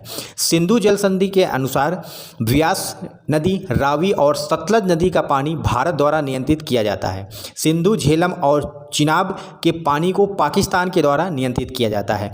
यह सभी नदियाँ सिंधु जल प्रणाली बनाती हैं। हाल ही में आपने कई बार देखा होगा कि इन नदियों पर जब बांध बनाया जाता है तो किसी एक देश के द्वारा उसका विरोध किया जाता है। क्यों? क्योंकि इसमें भारत की जो नदियां हैं, जो पाकिस्तान की नदियां हैं, उनके नियंत्रण से संबंधित समझौता किया गया था और पानी की कमी को देखते हुए कई बार उन प्रोजेक्ट्स का विरोध होता है। हाल ही में चर्चा में रही हिंडनबर्ग रिसर्च रिपोर्ट भारत के किस बिजनेस फर्म पर जारी की गई? यह हिंडनबर्ग जो रिसर्च रिपोर्ट थी भारत के न्यूज़ चैनल तथा भारत में कई महीनों तक छाई रही और यह मुख्य तौर पर अडानी समूह के ऊपर आधारित थी और यह हिंडनबर्ग अमेरिका की एक वित्तीय शोध कंपनी है। अगला प्रश्न है, प्रतिवर्ष शहीद दिवस कब मनाया जाता है? भारत में 30 जनवरी को प्रतिवर्ष शहीद दिवस मनाया जाता है। 1948 में इस दिन भारत के स्वतंत्रता आंदोलन के प्रमुख व्यक्ति महात्मा गांधी की हत्या हुई थी। इस वजह से 30 जनवरी को शहीद दिवस मनाया जाता है। महात्मा गांधी से संबंधित कुछ महत्वपूर्ण तथ्य देखेंगे। महात्मा गांधी का पूरा नाम मोहनदास करमचंद गांधी है। महात्मा गांधी का जन्म 2 अक्टूबर 1869 को पोरबंदर में हुआ था। चंपारण सत्याग्रह 1917 में महात्मा गांधी का भारत में पहला सत्याग्रह था। महात्मा गांधी के द्वारा खेड़ा सत्याग्रह 1918 में किसानों की फसल जब बर्बाद हो गई थी लेकिन फिर भी ब्रिटिश सरकार ने उच्च कर वसूली किया, उसके विरोध में महात्मा गांधी के द्वारा खेड़ा सत्याग्रह लाया गया। नमक पर कर के विरोध में दांडी यात्रा, जिसे सविनय अवज्ञा आंदोलन के नाम से भी जानते हैं, महात्मा गांधी के द्वारा 1930 में प्रारंभ किया गया। 1942 में भारत छोड़ो आंदोलन के दौरान महात्मा गांधी ने करो या मरो का नारा दिया था। 27 जनवरी को अंतर्राष्ट्रीय होलोकास्ट स्मरण दिवस किसके संबंध में मनाया जाता है? ऑप्शन ए सही उत्तर है। 27 जनवरी को अंतर्राष्ट्रीय होलोकास्ट स्मरण दिवस यहूदी नरसंहार जो कि जर्मनी में नाजीवाद के द्वारा किया गया था उसके सम्मान में मनाया जाता है। अंतर्राष्ट्रीय होलोकास्ट दिवस यहूदी नरसंहार, जर्मनी में 6 मिलियन मारे गए यहूदियों के सम्मान में अंतर्राष्ट्रीय होलोकास्ट स्मरण दिवस मनाया जाता है। 1933 और 45 के दौरान नाजी जर्मनी के द्वारा 1/3 लगभग यहूदी और अन्य अल्पसंख्यकों के अनगिनत सदस्यों की हत्या कर दी गई थी। 27 जनवरी को रेड आर्मी ने 1945 में ऑस्विट्ज उत्पीड़न शिविर को मुक्त कराया, इसलिए 27 जनवरी को अंतर्राष्ट्रीय होलोकास्ट दिवस मनाया जाता है। चर्चा में रहे भारत के रतले पावर प्रोजेक्ट किस नदी पर बना हुआ है? हाल ही में भारत का जो रतले पावर प्रोजेक्ट है जो कि चिनाब नदी पर बना हुआ है वह पाकिस्तान के विरोध के कारण चर्चा में था और यह चिनाब नदी पर बना हुआ है। सरकार के जल जीवन मिशन का मुख्य उद्देश्य क्या है? भारत में जल शक्ति मंत्रालय के द्वारा जल की सुरक्षा तथा संरक्षण के लिए जल जीवन मिशन लाया गया था और इसका मुख्य उद्देश्य है हर घर नल जल, यानी हर घर को नल के द्वारा जल प्रदान किया जाएगा। जल जीवन मिशन के बारे में कुछ महत्वपूर्ण तथ्य डिस्कस कर लेते हैं। जल जीवन मिशन को 2019 में लॉन्च किया गया था और अब तक 11 करोड़ नल कनेक्शन प्रदान किए जा चुके हैं। मिशन का उद्देश्य है 2024 तक कार्यात्मक घरेलू नल कनेक्शन के माध्यम से प्रत्येक ग्रामीण परिवार को प्रति व्यक्ति 55 लीटर पानी की आपूर्ति करना है। जल जीवन मिशन जल शक्ति मंत्रालय के अंतर्गत आता है। जल जीवन मिशन स्थानीय स्तर पर पानी की मांग और आपूर्ति पक्ष के एकीकृत प्रबंधन पर केंद्रित है। केंद्र और राज्यों के मध्य जो फंड का शेयरिंग है उसमें हिमालयी तथा उत्तर पूर्वी के जो राज्य हैं उसमें 90% धन केंद्र के द्वारा दिया जाएगा, 10% राज्यों के द्वारा। केंद्र शासित प्रदेशों को 100% वित्त सहायता मिलेगी, 50% अन्य राज्यों को। गोवा और तेलंगाना तथा हरियाणा राज्य ने 100% नल कनेक्टिविटी प्रदान की है। भारत में प्रतिवर्ष राष्ट्रीय मतदाता दिवस किस तारीख को मनाया जाता है? 25 जनवरी को प्रतिवर्ष राष्ट्रीय मतदाता दिवस मनाया जाता है। इसका मुख्य उद्देश्य भारत में मतदाताओं को मतदान के बारे में जागरूकता प्रदान करना। भारत में प्रतिनिधि लोकतंत्र है, यानी कि जनता प्रतिनिधियों को चुनती है जो कि सरकार बनाते हैं तथा भारत में संसाधनों का उपयोग जनता के लिए करते हैं। इस तरह से भारत में संसदीय सरकार है जिसमें मतदाता अपने प्रतिनिधियों को संसद में भेजती है जो विधान का निर्माण करते हैं। सुभाष चंद्र बोस की जयंती को किस नाम से जानते हैं? भारत में स्वतंत्रता संग्राम आंदोलन के प्रमुख व्यक्ति सुभाष चंद्र बोस, जिन्होंने आज़ाद हिंद फौज का भी गठन किया था, उनका जन्मदिन पराक्रम दिवस के नाम से मनाया जाता है। सुभाष चंद्र बोस भारत में एक प्रमुख स्वतंत्रता आंदोलन के व्यक्ति थे। भारत का पहला online gaming centre of excellence कहाँ पर स्थापित किया जाएगा? ऑप्शन सी है शिलोंग। ऑप्शन सी सही उत्तर है। शिलोंग यानी मेघालय राज्य में भारत का पहला online gaming centre of excellence स्थापित किया जाएगा। अगला प्रश्न है, भारत का सबसे गहरा मेट्रो स्टेशन कहाँ पर निर्मित किया जाएगा? अभी हाल ही में यह प्रोजेक्ट चालू हुआ है और भारत में पुणे में 33.1 मीटर का भारत का सबसे गहरा मेट्रो स्टेशन बनाया जाएगा। अभी वर्तमान में हावड़ा मैदान जो कि कलकत्ता में है भारत का सबसे गहरा मेट्रो स्टेशन है और दिल्ली का हौज खास भारत का दूसरे नंबर का सबसे गहरा मेट्रो स्टेशन है। चर्चा में रही मैत्री पाइपलाइन परियोजना किन दो देशों के मध्य की परियोजना है? भारत और बांग्लादेश। ऑप्शन ए सही उत्तर है। मैत्री पाइपलाइन परियोजना भारत और बांग्लादेश के मध्य है और यह भारत में कोलकाता से भारत में सिलीगुड़ी से प्रारंभ होकर बांग्लादेश के दिनाजपुर जिले के पर्वतीपुर को जोड़ेगी। मैत्री पाइपलाइन परियोजना पर 2018 में भारत और बांग्लादेश के द्वारा हस्ताक्षर किए गए थे। भारत मैत्री पाइपलाइन से बांग्लादेश को डीजल की आपूर्ति करेगा। इस पाइपलाइन की कुल लंबाई है 121.5 किलोमीटर। इस पाइपलाइन की क्षमता 1 मिलियन मीट्रिक टन प्रतिवर्ष है। इसे भारत सरकार के अनुदान की सहायता से बनाया जाएगा। बांग्लादेश की राजधानी कई बार पूछी गई है एग्जाम में, जो कि ढाका है। भारत में इस परियोजना यानी जो पाइपलाइन बिछाई जाएगी उसमें से सिर्फ 2% के लगभग भारत में है और अधिकतर यह बांग्लादेश में बिछाई जाएगी। अगला प्रश्न है, मारेक्स 2023 सैन्य युद्ध किन दो देशों के मध्य हाल ही में संपन्न हुआ है? तो ऑप्शन ए सही उत्तर है। अमेरिका और श्रीलंका के मध्य हाल ही में मारेक्स 2023 सैन्य युद्ध जो कि एक नौसेना का अभ्यास है, दोनों के मध्य संपन्न हुआ है। इस युद्ध अभ्यास का मुख्य उद्देश्य है आपदा राहत की तैयारी और एक स्वतंत्र खुले हिंद प्रशांत को बनाए रखने के लिए। अगला प्रश्न है, हाल ही में चर्चा में रहे दुनिया के सबसे लंबे रिवर क्रूज का नाम क्या है? भारत में ही दुनिया का सबसे लंबा रिवर क्रूज बनाया गया है और उसका नाम है गंगा विलास। हाल ही में भारत के प्रधानमंत्री नरेंद्र मोदी के द्वारा इसका उद्घाटन भी किया गया है। तो भारत का दुनिया का सबसे लंबा रिवर क्रूज है गंगा विलास। गंगा विलास क्रूज गंगा नदी में वाराणसी से ब्रह्मपुत्र नदी में डिब्रूगढ़ तक की यात्रा करेगा। यह लगभग 3200 किलोमीटर से अधिक की दूरी तय करेगा और गंगा विलास जो क्रूज है वो 62 मीटर लंबा है और 12 मीटर इसकी चौड़ाई है। वैश्विक रिवर क्रूज बाजार पिछले वर्षों में 5% की दर से बढ़ा है, यानी कि इसका जो बाजार है वह धीरे धीरे बढ़ रहा है और यह उम्मीद है कि 2027 तक क्रूज बाजार में 37% तक पहुंचने की उम्मीद है। एमवी गंगा विलास लगभग 40 ऐतिहासिक स्थलों को जोड़ेगा।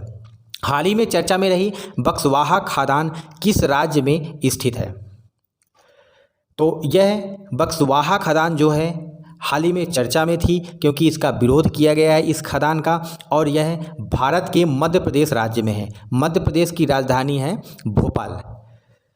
बक्सवाहा खदान मध्य प्रदेश में कहाँ पर स्थित है? सांची के पास है और सांची के पास लगभग 200 किलोमीटर के पास में जंगलों में स्थित है। मध्य प्रदेश में देश के कुल हीरा संसाधन का 90% हिस्सा पाया जाता है और यहाँ पर इस खदान में हीरे का ही खनिज को निकालना था। भारत में आंध्र प्रदेश तथा छत्तीसगढ़ राज्य मुख्य हीरा उत्पादक राज्य हैं। बक्सवाहा खदान हाल ही में चर्चा में रही क्योंकि इसमें बिरला समूह के द्वारा खनन किए जाने पर मानव विस्थापन तथा पर्यावरण क्षति के कारण इसका विरोध किया गया है। हाल ही में किस देश के राष्ट्रपति ने भ्रष्टाचार घोटाले के तहत अपनी पद से इस्तीफे की घोषणा किया है? तो वह वियतनाम के राष्ट्रपति हैं जिन्होंने भ्रष्टाचार घोटाले के तहत अपने पद से इस्तीफा दिया है और इसकी घोषणा उन्होंने पहले ही कर दी थी। अगला प्रश्न है, निम्न में से किसको भारत का उपराष्ट्रीय सुरक्षा सलाहकार नियुक्त किया गया है? तो यह है IPS Pankaj Kumar Singh. Option C सही उत्तर है, जिनको भारत के उपराष्ट्रीय सुरक्षा सलाहकार पद पर नियुक्त किया गया है। वर्तमान भारत के राष्ट्रीय सुरक्षा सलाहकार आईपीएस अजीत डोवाल है। अगला प्रश्न है, भारत का पहला संविधान साक्षर जिला हाल ही में किसको घोषित किया गया है? तो भारत का पहला संविधान साक्षर जिला कोल्लम जो कि केरल में है, दक्षिण भारत के एक राज्य में आता है, उसको संविधान साक्षर जिला घोषित किया गया है। यानी कि इस जिले में लगभग सभी को संविधान के बारे में अच्छी तरह से जानकारी है। वरुण 2023 भारत फ्रांस के बीच में किस सेना का सैन्य अभ्यास है? तो ऑप्शन सी सही उत्तर है। हाल ही में वरुण 2023 जो कि भारत और फ्रांस के बीच एक संयुक्त सेना का सैन्य अभ्यास है, नौसेना के द्वारा किया जाता है। भारत का राष्ट्रीय हरित हाइड्रोजन मिशन 2030 तक प्रतिवर्ष कितने मिलियन मीट्रिक टन हाइड्रोजन का उत्पादन क्षमता हासिल करेगा? भारत में ग्रीन एनर्जी यानी हरित ऊर्जा के निर्माण में यह बहुत ही बड़ा मिशन है, जो कि 2030 तक 5 मिलियन मीट्रिक टन हरित हाइड्रोजन का उत्पादन करेगा। हरित हाइड्रोजन मिशन का उद्देश्य भारत को हरित हाइड्रोजन के उपयोग, उत्पादन और निर्यात के लिए वैश्विक केंद्र बनाना है। इसका उद्देश्य वर्ष 2030 तक भारत में लगभग 125 गीगावाट तक की नवीकरणीय ऊर्जा क्षमता को विकसित करना है। 8 लाख करोड़ से अधिक का निवेश होगा तथा 6 लाख लगभग नौकरियां सृजित की जाएंगी। इसके द्वारा जीवाश्म ईंधन जो कि भारत में लगभग 1 लाख करोड़ रुपए तक की बचत की जाएगी। हाल ही में इंग्लैंड के ओवल में आयोजित विश्व टेस्ट चैंपियनशिप 2023 का खिताब किस टीम ने जीता है? तो यह ऑस्ट्रेलिया टीम ने विश्व टेस्ट चैंपियनशिप 2023 का खिताब भारत को हराकर जीता है। हरित हाइड्रोजन का अंतर्राष्ट्रीय सम्मेलन कहाँ पर आयोजित होगा? हरित हाइड्रोजन यानी ग्रीन हाइड्रोजन एनर्जी, इसका सम्मेलन पेरिस फ्रांस में होगा, या न्यूयॉर्क अमेरिका में, या फिर ओटावा कनाडा में, या फिर दिल्ली भारत में। बच्चों, हरित हाइड्रोजन का अंतर्राष्ट्रीय सम्मेलन भारत में नई दिल्ली में होगा। हरित हाइड्रोजन के निर्माण से संबंधित कुछ महत्वपूर्ण तथ्यों को देख लेते हैं। हरित हाइड्रोजन एक नवीकरणीय ऊर्जा स्रोतों के माध्यम से हाइड्रोजन उत्पादन की क्रिया है। हरित हाइड्रोजन में ग्रीन हाउस गैसें जो हैं उनका उत्सर्जन कम होता है। यह दहन पर कार्बन डाइऑक्साइड उत्पन्न नहीं करता है। कार्बन डाइऑक्साइड क्या है? ग्रीन हाउस गैस है। यह सौर या पवन ऊर्जा जैसी नवीकरणीय ऊर्जा स्रोतों का उपयोग करके जल के विद्युत अपघटन के माध्यम से हरित हाइड्रोजन उत्पादित करता है। विद्युत अपघटन की प्रक्रिया में जल को हाइड्रोजन और ऑक्सीजन में विभाजित करती है और इस तरह से उत्पादित हाइड्रोजन का उपयोग स्वच्छ व नवीकरणीय ईंधन के रूप में किया जा सकता है। बच्चों, जलवायु परिवर्तन को देखते हुए विश्व के कई देशों ने हरित ऊर्जा उत्पादन में अपना मुख्य ध्यान लगाया है। उसी में हरित हाइड्रोजन एनर्जी हाल ही में चर्चा में और बहुत ही सस्ती और पर्यावरण अनुकूल ऊर्जा है। विक्टर 6000 रोबोट का विकास किस देश ने किया है? हाल ही में आपने न्यूज में देखा होगा कि एक पनडुब्बी समुद्र में खो गई और उसको ढूंढने के लिए एक रोबोट जारी किया गया है जिसका नाम था विक्टर 6000, और इस विक्टर 6000 रोबोट को फ्रांस के द्वारा बनाया गया है। ये 6000 मीटर तक की गहराई तक जा सकता है। भारत का शुद्ध शून्य उत्सर्जन का लक्ष्य किस वर्ष तक है? यानी भारत शुद्ध शून्य उत्सर्जन ग्रीन हाउस गैसों का किस वर्ष तक प्राप्त कर लेगा? भारत ने जलवायु परिवर्तन से संबंधित सम्मेलन में अपने लक्ष्य को निर्धारित किया है 2070 तक। भारत 2070 तक शुद्ध शून्य उत्सर्जन का लक्ष्य हासिल करेगा। हाल ही में चर्चा में रहा जोहा चावल, जो कि पूर्वोत्तर भारत के राज्य से संबंधित एक फसल है। आपको बताना है कि यह किस राज्य की एक मुख्य फसल है। ऑप्शन ए है असम, ऑप्शन बी है त्रिपुरा, ऑप्शन सी है नागालैंड, ऑप्शन डी है मणिपुर। बच्चों, जोहा चावल जो कि हाल ही में अपने पोषक तत्वों के कारण चर्चा में था और इसमें कुछ औषधीय गुण भी हैं, इस वजह से यह चर्चा में रहा है और यह आसाम की एक मुख्य फसल है। हाल ही में किस देश में पुरातत्वविदों द्वारा 4000 वर्ष पुराना एक वन्य जीव अभयारण्य का पता लगाया गया है? ऑप्शन ए है ग्रीनलैंड, ऑप्शन बी है नीदरलैंड, ऑप्शन सी है आइसलैंड, ऑप्शन डी है इंग्लैंड। बच्चों, हाल ही में पुरातत्वविदों द्वारा 4000 वर्ष पुराना एक वन्य जीव अभयारण्य नीदरलैंड देश में खोजा गया है। प्रथम विश्व युद्ध में मारे गए भारतीय सैनिकों के सम्मान में बनी हेलियोपोलिस युद्ध स्मारक कहाँ पर स्थित है? यह आगामी परीक्षाओं के लिए बहुत ही महत्वपूर्ण प्रश्न है और यह हाल ही में चर्चा में थी क्योंकि भारत के प्रधानमंत्री के द्वारा यहाँ का दौरा किया था और यह काहिरा जो कि मिस्र देश में है, हेलियोपोलिस युद्ध स्मारक वहाँ पर बनी है। हाल ही में भारत के पीएम नरेंद्र मोदी ने मिस्र और फिलिस्तीन में प्रथम विश्व युद्ध के दौरान लड़ने वाले लगभग 4000 भारतीय सैनिकों की स्मृति के सम्मान में मिस्र में बनी हेलियोपोलिस युद्ध स्मारक का दौरा किया है और यह मिस्र में काहिरा नामक जगह यानी कि राजधानी भी है मिस्र की, वहां स्थित है। हाल ही में भारत के किस व्यक्ति को ब्रिटिश पीएम ऋषि सुनक द्वारा पॉइंट्स ऑफ लाइट सम्मान से सम्मानित किया गया है? आपको बताना है पॉइंट्स ऑफ लाइट से सम्मानित भारतीय व्यक्ति।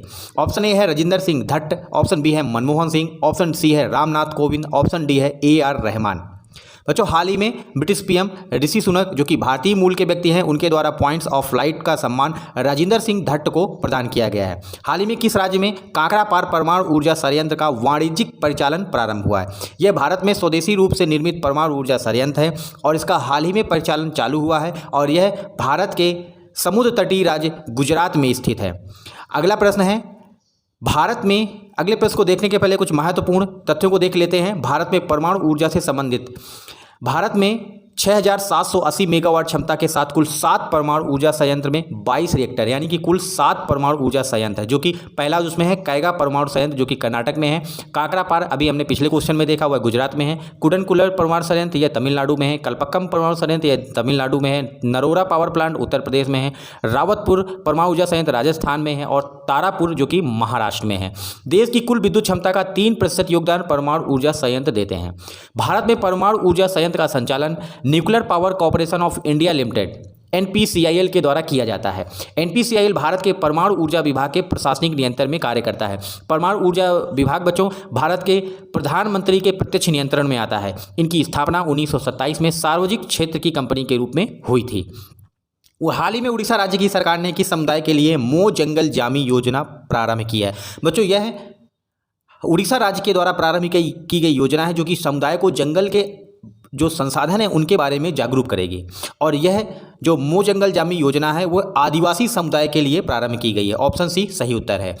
उड़ीसा राज्य की जो मो जंगल जामी योजना है वन संसाधन से संबंधित है, उसके बारे में कुछ महत्वपूर्ण तथ्य देख लेते हैं। मो जंगल जामी योजना का उद्देश्य अनुसूचित जनजातियों और वन में रहने वाली आबादी के लिए आजीविका और खाद्य सुरक्षा सुनिश्चित करना है, क्योंकि बच्चों आदिवासी जो समुदाय के लोग होते हैं और जो वन में जो चरागाह जैसे लोग होते हैं उनको आजीविका के लिए वन संसाधन पर निर्भर होना होता है और उनको वन संसाधन के बारे में जानकारी होना बहुत ही महत्वपूर्ण है।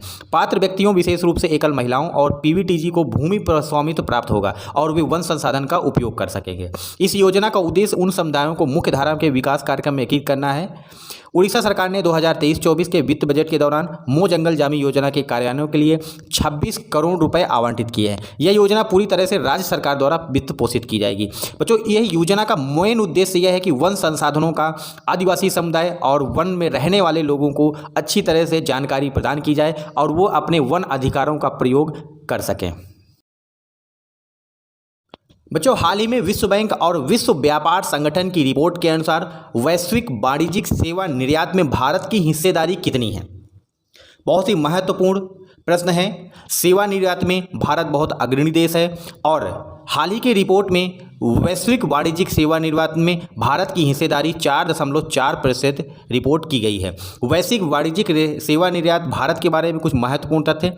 2005 में वैश्विक वाणिज्यिक सेवा निर्यात में भारत की हिस्सेदारी 2% थी, जो कि बढ़कर 2023 में 4.4% हो गई। 4 प्रमुख सेवा निर्यातक अर्थव्यवस्था चीन, हांगकांग, सिंगापुर और भारत है, यानी कि सेवा निर्यात में भारत का चौथा स्थान है। 2018 में भारत के कुल निर्यात में से सेवा मूल्य वर्धित हिस्सेदारी 51% से अधिक थी, यानी कि अकेले एक ही क्षेत्र के द्वारा 50% से ज़्यादा हिस्सेदारी है। भारतीय चिकित्सा क्षेत्र में यात्रा के लिए लोकप्रिय गंतव्य के रूप में उभरा है। यहाँ UK तथा अमेरिका सहित अनेक विकासशील देशों के रोगी भारत में आते हैं, क्योंकि भारत में उनको उच्च गुणवत्ता वाली तथा सस्ती चिकित्सा उपलब्ध होती है। इस तरह से यह भारत चिकित्सा सेवा क्षेत्र में एक अग्रणी देश के रूप में उभरा है। अगला प्रश्न है अंतर्राष्ट्रीय मुद्रा कोष का मुख्यालय कहाँ पर है? इंटरनेशनल मॉनेटरी फंड का मुख्यालय आपको बताना है कहाँ पर स्थित है। ऑप्शन ए है बीजिंग, ऑप्शन बी है मनीला, ऑप्शन सी है वाशिंगटन, ऑप्शन डी है वेलिंगटन। बच्चों अंतर्राष्ट्रीय मुद्रा कोष तथा विश्व बैंक का जो मुख्यालय है वह अमेरिका की राजधानी वाशिंगटन DC में स्थित है। ग्रामीण कामगारों और प्रमाणित शिल्प को बढ़ावा देने के लिए किस मोबाइल ऐप को लॉन्च किया गया है? ऑप्शन ए है ई एम्बर, ऑप्शन बी है ई सारस, ऑप्शन ई है ई ग्लोब, ऑप्शन डी है ई पृथ्वी। बच्चों यह ऐप का नाम है ई सारस ऐप। बढ़ते हैं अगले प्रश्न की ओर।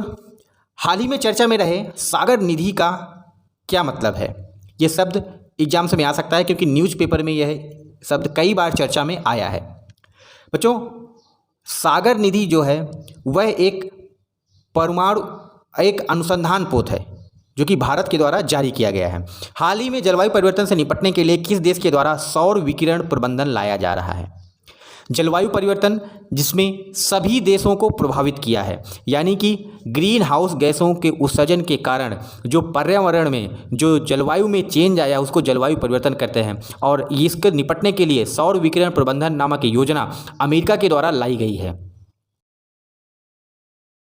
सौर विकिरण प्रबंधन जो कि अमेरिका के द्वारा जलवायु परिवर्तन से निपटने के लिए एक योजना लाई गई है, उसके बारे में कुछ महत्वपूर्ण तथ्य देख लेते हैं। सौर विकिरण प्रबंधन में एरोसोल इंजेक्ट करना और अंतरिक्ष में सूर्य के प्रकाश को प्रतिबिंबित करना तथा समुद्री बादलों को चमकाना इत्यादि तकनीकें शामिल हैं।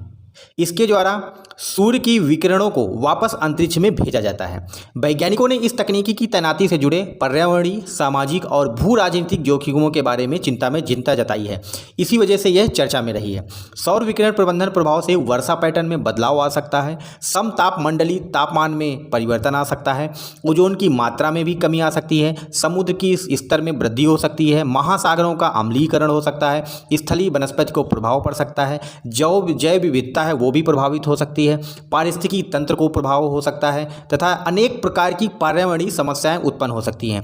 इसी वजह से यह जो सौर विकिरण प्रबंधन योजना है अमेरिका की, बहुत ही ज़्यादा चर्चा में रही और आप इसको नोट कर लीजिए, एग्जाम्स में क्वेश्चन आ सकता है। भारत के किस संस्थान के द्वारा छेड़छाड़ रोधी सिग्नल प्रणाली का विकास किया जा रहा है? ऑप्शन ए है IIM बेंगलोर, ऑप्शन बी है IIT खड़गपुर, ऑप्शन सी है IISc मैंगलोर, IIM दिल्ली। बच्चों, यह जो छेड़छाड़ रोधी सिग्नल प्रणाली है इसका विकास IIT खड़गपुर के द्वारा किया जा रहा है। हाल ही में भारत ने किस देश को INS कृपाण उपहार में दिया है? भारत का एक नौसेना का जहाज है जिसका नाम है कृपाण, और इसको हाल ही में भारत ने दो देशों के मध्य संबंध को अच्छा बनाने के लिए वियतनाम नामक देश को उपहार के रूप में INS कृपाण सौंपा है। अगला प्रश्न है, भारत के किस राज्य में ट्रांसजेंडर को 1% का क्षैतिज आरक्षण दिया गया है? ऑप्शन ए है राजस्थान, ऑप्शन बी है कर्नाटक, ऑप्शन सी है केरला, ऑप्शन डी है गोवा। भारत के एकमात्र राज्य जो कि कर्नाटक है उसके द्वारा ट्रांसजेंडर्स को 1% का क्षैतिज आरक्षण दिया गया है। अगला प्रश्न है, हाल ही में प्राचीन मंदिरों के विकास के लिए किस राज्य की सरकार ने इकामरा नामक प्रोजेक्ट को प्रारंभ किया है? बच्चों, भारत के जो प्राचीन मंदिर हैं वो पर्यटन की आर्थिक व्यवस्था में बहुत ही ज़्यादा योगदान करते हैं, और हाल ही में उड़ीसा राज्य ने इकामरा नामक प्रोजेक्ट को प्रारंभ किया है जिसका उद्देश्य है प्राचीन मंदिरों का विकास करना। चर्चा में रहे 15 करोड़ की लागत से बने अक्षर रिवर क्रूज का उद्घाटन हाल ही में कहाँ पर किया गया है? बच्चों, यदि आपको अक्षर मंदिर के बारे में जानकारी है तो आप इसका आंसर बता सकते हैं, और इसका आंसर है अहमदाबाद जो कि गुजरात में स्थित है। निम्नलिखित में से कौन सा भारत का स्वदेशी रूप से विकसित पहला लड़ाकू विमान है? ऑप्शन ए है तेजस, ऑप्शन बी है सुखोई, ऑप्शन सी है मिराज, ऑप्शन डी है जगुआर। बच्चों, हाल ही में भारत के स्वदेशी रूप से विकसित पहला लड़ाकू विमान तेजस है जो चर्चा में था। अगला प्रश्न है, हाल ही में किरियाकोस मितोस्की को किस देश का प्रधानमंत्री चुना गया है? जो कि बहुत ही चर्चा का विषय था। हाल ही में ग्रीस के प्रधानमंत्री के रूप में किरियाकोस मितोस्की को ने शपथ लिया है। इस तरह से ऑप्शन ए सही उत्तर है, किरियाकोस मितोस्की प्रधानमंत्री ग्रीस। अगला प्रश्न है, हाल ही में डूरंड कप 132वें संस्करण का आयोजन किया जाएगा, इसका किस खेल से संबंध है? बच्चों, इसका खेल फुटबॉल से संबंध है। ऑप्शन बी सही उत्तर है, यह बहुत ही पहले से भारत में मनाया जा रहा है, इसी वजह से इसका 32वां संस्करण है। डूरंड 132वें संस्करण फुटबॉल कप के बारे में कुछ महत्वपूर्ण तथ्य। डूरंड कप एशिया का सबसे पुराना और दुनिया का तीसरा सबसे पुराना फुटबॉल टूर्नामेंट है। आप समझ सकते हैं कि यह बहुत ही पुराना फुटबॉल टूर्नामेंट है, जब एशिया में यह सबसे पुराना है। डूरंड कप के 132वें संस्करण का आयोजन 3 अगस्त 2023 से होगा। भारतीय सशस्त्र बलों के द्वारा इसका आयोजन किया जाएगा, और इसका 1988 में प्रारंभ किया गया था आर्मी कप के नाम से, और इस साल नेपाल, भूटान और बांग्लादेश की जो टीमें हैं वो डूरंड कप में भाग लेने वाली हैं। इसका सशस्त्र बलों के द्वारा आयोजन किया जाता है। अगला प्रश्न है, प्रसिद्ध ऑस्ट्रेलियाई कलाकार गुस्ताव क्लिम्ट की आखिरी पेंटिंग की रिकॉर्ड कितने रुपए या कितने डॉलर में बिक्री हुई है? यह बहुत ही चर्चा में न्यूज़ थी, और इसको 108 मिलियन डॉलर में बिक्री की गई है। यह बहुत ही महंगी पेंटिंग है और रिकॉर्ड इसने बनाया है। भारतीय वायुसेना के द्वारा किस बहुपक्षीय सैन्य अभ्यास का हाल ही में आयोजन किया जाएगा? ऑप्शन ए है गरुड़ पुराण, ऑप्शन बी है तरंग शक्ति, ऑप्शन सी है वायु शक्ति, ऑप्शन डी है आकाश शक्ति। बच्चों, भारत की वायुसेना के द्वारा एक बहुपक्षीय सैन्य अभ्यास तरंग शक्ति को हाल ही में आयोजित किया जाएगा। किसी देश के द्वारा वस्तुओं और सेवाओं के आयात और निर्यात के मूल के बीच में अंतर को क्या कहा जाता है? यानी कि यदि कोई देश किन वस्तुओं का आयात कर रहा है और किन किन वस्तुओं का निर्यात कर रहा है, दोनों के बीच के अंतर को चालू खाता घाटा कहा जाता है। इस तरह से ऑप्शन बी सही उत्तर है। बच्चों, भारत में राष्ट्रीय चिकित्सा दिवस कब मनाया जाता है? यानी कि राष्ट्रीय डॉक्टर्स डे कब मनाया जाता है? ऑप्शन ए 1 जुलाई, ऑप्शन बी 2 जुलाई, ऑप्शन सी 3 जुलाई, ऑप्शन डी 4 जुलाई। बच्चों, भारत में राष्ट्रीय चिकित्सक दिवस 1 जुलाई को मनाया जाता है। ऑप्शन ए सही उत्तर है। 1 जुलाई को भारत का राष्ट्रीय चिकित्सक दिवस किसके सम्मान में मनाया जाता है? बच्चों, भारत का राष्ट्रीय चिकित्सक दिवस डॉक्टर बिधान चंद्र राय की सम्मान में मनाया जाता है, जो कि भारत के महान चिकित्सक थे। विश्व प्रेस स्वतंत्रता सूचकांक 2023 में भारत का कौन सा स्थान रहा है? ऑप्शन ए है 156, ऑप्शन बी है 158, ऑप्शन सी है 160, ऑप्शन डी है 161। विश्व प्रेस स्वतंत्रता सूचकांक 2023 में भारत का 161वां स्थान रहा है। ऑप्शन डी सही उत्तर है। अगला प्रश्न है, विश्व प्रेस स्वतंत्रता सूचकांक 2023 किस संस्था के द्वारा जारी किया जाता है? ऑप्शन ए है विश्व बैंक, ऑप्शन बी है यूनिसेफ, ऑप्शन सी है Amnesty International, option C D है reporters without border. Option D सही उत्तर है। रिपोर्टर्स विदाउट बॉर्डर के द्वारा वर्ल्ड प्रेस फ्रीडम इंडेक्स को जारी किया जाता है।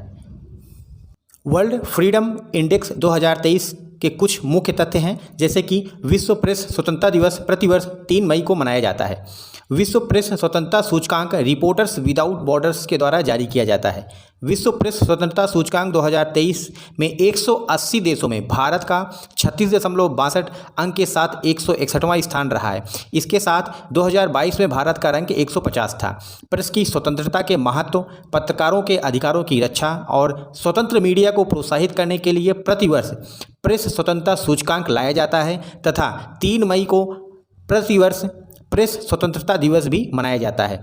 नॉर्वे जो देश है, विश्व प्रेस स्वतंत्रता सूचकांक 2023 में वह प्रथम स्थान पर रहा। अगला प्रश्न है, विश्व खुशहाली रिपोर्ट 2023 के अनुसार विश्व का सबसे खुशहाल देश कौन सा है? ऑप्शन ए है फिनलैंड, ऑप्शन बी है आयरलैंड, ऑप्शन सी है नॉर्वे, ऑप्शन डी है इटली। फिनलैंड विश्व खुशहाली रिपोर्ट 2023 के अनुसार विश्व का सबसे खुशहाल देश है। विश्व खुशहाली रिपोर्ट 2023 के अनुसार भारत का कौन सा स्थान रहा? यानी विश्व खुशहाली रिपोर्ट रैंकिंग 2023 में भारत का कौन सा स्थान था? बच्चों, भारत का विश्व खुशहाली रिपोर्ट 2023 में 125वां स्थान रहा है। ऑप्शन सी सही उत्तर है, 125वां स्थान। वर्ल्ड हैप्पीनेस इंडेक्स 2023 के बारे में कुछ महत्वपूर्ण तथ्य देखेंगे। World happiness report UN sustainable development solution network के द्वारा जारी किया जाता है। इंडेक्स को जारी करने वाली संस्थाओं से संबंधित एग्जाम में प्रश्न पूछे जाते हैं, तो आपको जो भी एजेंसीज हैं उनके नाम नोट कर लेना है। विश्व खुशहाली रिपोर्ट 2023 में लगातार 6वीं बार फिनलैंड प्रथम रहा है। विश्व खुशहाली रैंकिंग को मापने के लिए 6 प्रमुख कारकों का प्रयोग किया जाता है, जैसे सामाजिक सहयोग, आय, स्वास्थ्य, स्वतंत्रता, उदारता और भ्रष्टाचार की अनुपस्थिति। इसमें भारत का औसत जीवन मूल्यांक 4.036 था। विश्व खुशहाली रिपोर्ट 2023 के अनुसार विश्व का सबसे अशांत यानी सबसे दुखी देश अफगानिस्तान है। हैंके वार्षिक दुख सूचकांक 2023 के अनुसार आपको बताना है विश्व का सबसे दुखी देश। ऑप्शन ए है युगांडा, ऑप्शन बी है जिम्बाब्वे, ऑप्शन सी है सूडान, ऑप्शन डी है नाइजीरिया।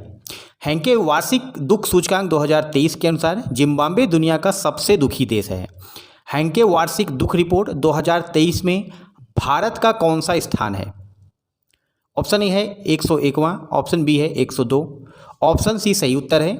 हैंके वार्षिक दुख रिपोर्ट 2023 में भारत का स्थान 103 है। चुनावी लोकतंत्र सूचकांक 2023 में भारत का कौन सा रैंक है? बच्चों, चुनावी लोकतंत्र 2023 में भारत का रैंक 108वां रहा है। इस तरह से ऑप्शन सी सही उत्तर है। चुनावी लोकतंत्र सूचकांक 2023 भारत की रैंक 108। चुनावी लोकतंत्र रिपोर्ट 2023 वी डेम इंस्टीट्यूट के द्वारा जारी की गई है। भारत की चुनावी लोकतंत्र 2023 सूचकांक में 108वीं रैंक है, जबकि 2022 में भारत की रैंक 100 थी।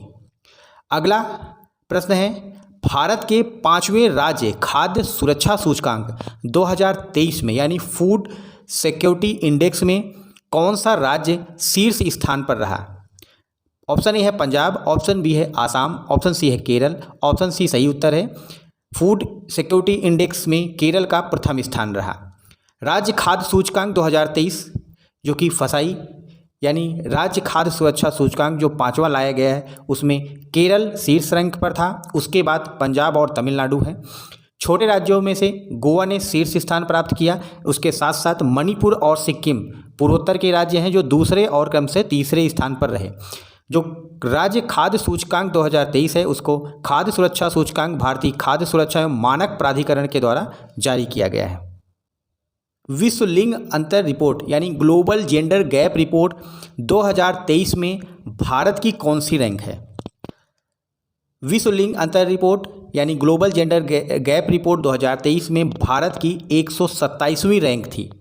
इस तरह से ऑप्शन ए सही उत्तर है, 127वीं rank. Global gender gap index 2023 किस संस्था के द्वारा जारी किया गया है? ऑप्शन ए है विश्व आर्थिक मंच, ऑप्शन बी है अंतर्राष्ट्रीय मुद्रा कोष, ऑप्शन सी है एमनेस्टी इंटरनेशनल, ऑप्शन डी है संयुक्त राष्ट्र। इसमें कई बार बच्चे गलत आंसर दे के आते हैं। कई बार एमनेस्टी इंटरनेशनल में लोग सही का निशान लगा के आते हैं, लेकिन ऐसा नहीं है।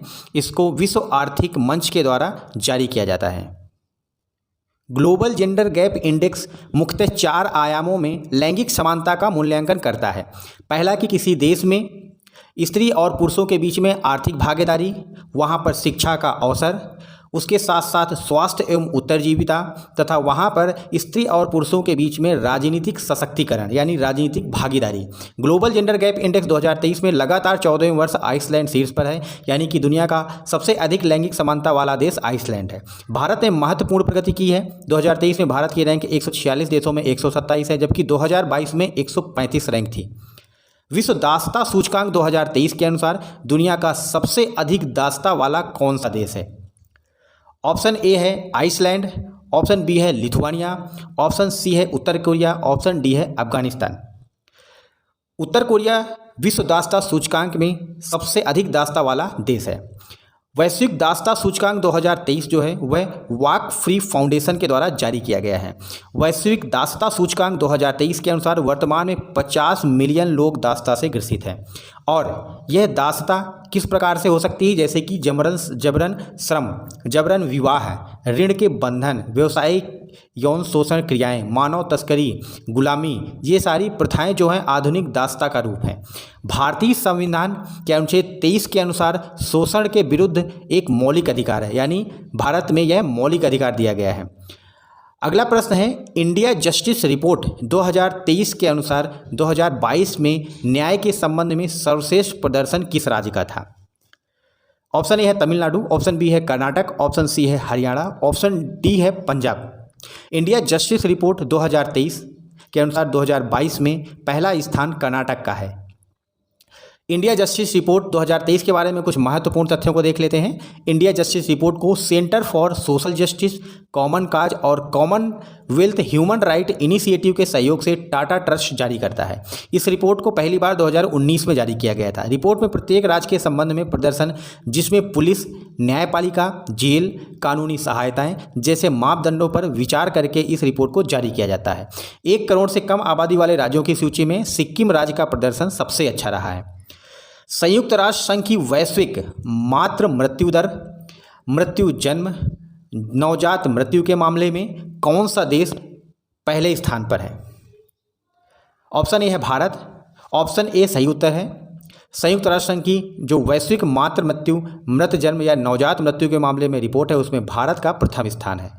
स्वच्छ भारत मिशन दूसरे चरण की रिपोर्ट के अनुसार भारत के किस राज्य को 100% गाँव को खुले में शौच मुक्त घोषित किया गया है? यानी कौन सा राज्य ओपन डिफिकेशन फ्री प्लस राज्य है? वह है भारत का तेलंगाना राज्य, यानी दक्षिण भारत का राज्य। ऑप्शन सी सही उत्तर है। स्वच्छ भारत मिशन ग्रामीण दूसरा 2023 रिपोर्ट जल शक्ति मंत्रालय के द्वारा जारी किया गया है। इसमें 100% खुले में शौच मुक्त ODF प्लस राज्य तेलंगाना घोषित हुआ है। कर्नाटक 99.5% के साथ दूसरे स्थान पर रहा। उसके साथ साथ तमिलनाडु 97.8% के साथ तीसरे स्थान पर रहा। छोटे राज्यों की श्रेणी में 95.3% खुले में शौच मुक्त गाँव के साथ सर्वश्रेष्ठ राज्य का दर्जा गोवा राज्य को दिया गया है। अगला प्रश्न है, कॉस्ट ऑफ लिविंग रिपोर्ट 2023 के अनुसार दुनिया का सबसे महंगा शहर कौन सा है? यानी विश्व के किस देश में कॉस्ट ऑफ लिविंग सबसे ज़्यादा है, वहाँ के किस शहर में? दुनिया का अमेरिका का न्यूयॉर्क शहर दुनिया का सबसे महंगा शहर है, यानी यहाँ की कॉस्ट ऑफ लिविंग विश्व में सबसे ज़्यादा है। Cost of living report 2023 ECA international के द्वारा जारी की गई है। मैंने पहले ही बताया था कई बार, जो रिपोर्ट या इंडेक्स जारी किया जाता है उसको जारीकर्ता का नाम एग्जाम्स में आता है। आप विभिन्न एजेंसियों के नाम अवश्य याद रखिए। दुनिया के सबसे महंगे शहरों की श्रेणी में मुंबई का स्थान 147वां है। दुनिया के सबसे महंगे शहरों में 2022 में हांगकांग पहला स्थान पर था। हेनले पासपोर्ट इंडेक्स 2023 में दुनिया में कौन सा देश शीर्ष पर है? यानी पासपोर्ट इंडेक्स जो आया है उसमें पासपोर्ट जारी करने के संबंध में कौन सा देश सबसे पहले स्थान पर है? तो वह है Japan. Japan Henley passport index 2023 में प्रथम स्थान पर है। हेनले पासपोर्ट इंडेक्स 2023 में भारत का कौन सा स्थान है? ऑप्शन बी सही उत्तर है। भारत का 85वां स्थान है। और इसमें सर्वश्रेष्ठ प्रदर्शन किस देश का है बच्चों? जापान का है।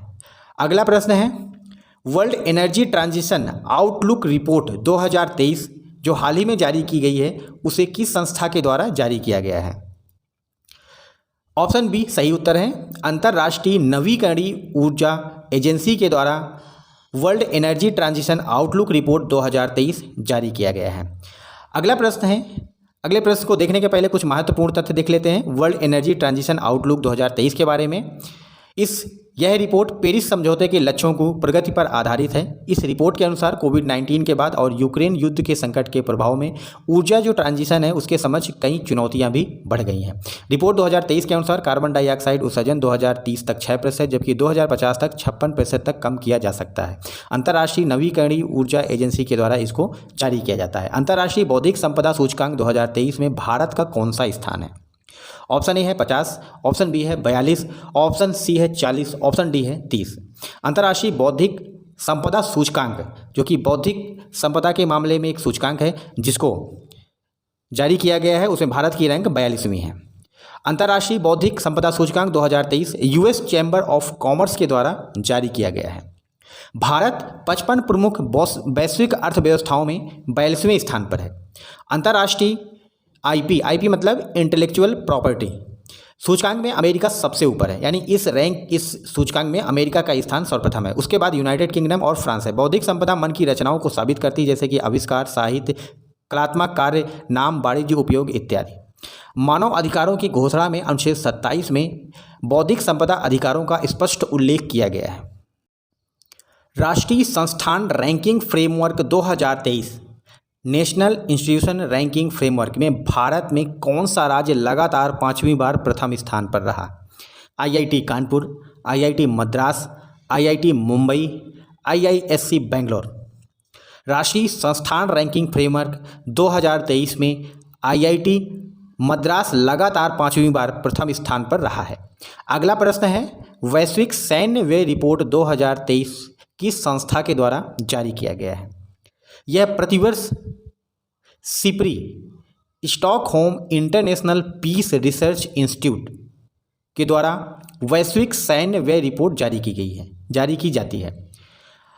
अगला प्रश्न है, सिप्री जो कि Stockholm International Peace Research Institute की वैश्विक सैन्य रिपोर्ट है 2023 में, उसमें भारत का कौन सा स्थान है?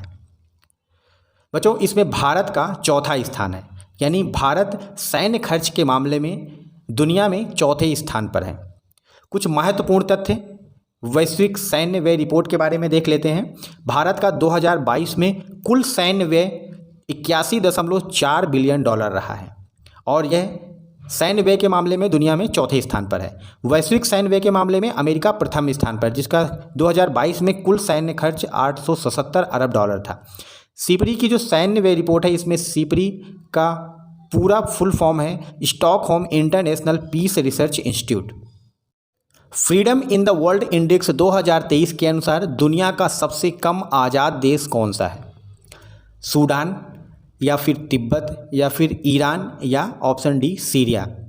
Freedom in the world index 2023 के अनुसार तिब्बत दुनिया का सबसे कम आज़ाद देश है। ऑप्शन बी सही उत्तर है। अगला प्रश्न है, freedom in the world index 2023 में भारत की कौन सी रैंक है? बच्चों, भारत 66वें स्थान पर है। ऑप्शन सी सही उत्तर है। Freedom in the world index 2023 में भारत की रैंक 66वीं है। इस रिपोर्ट को अमेरिका के फ्रीडम हाउस के द्वारा प्रकाशित किया जाता है। चंद्रयान 3 अंतरिक्ष मिशन को किस तारीख को लॉन्च किया गया है?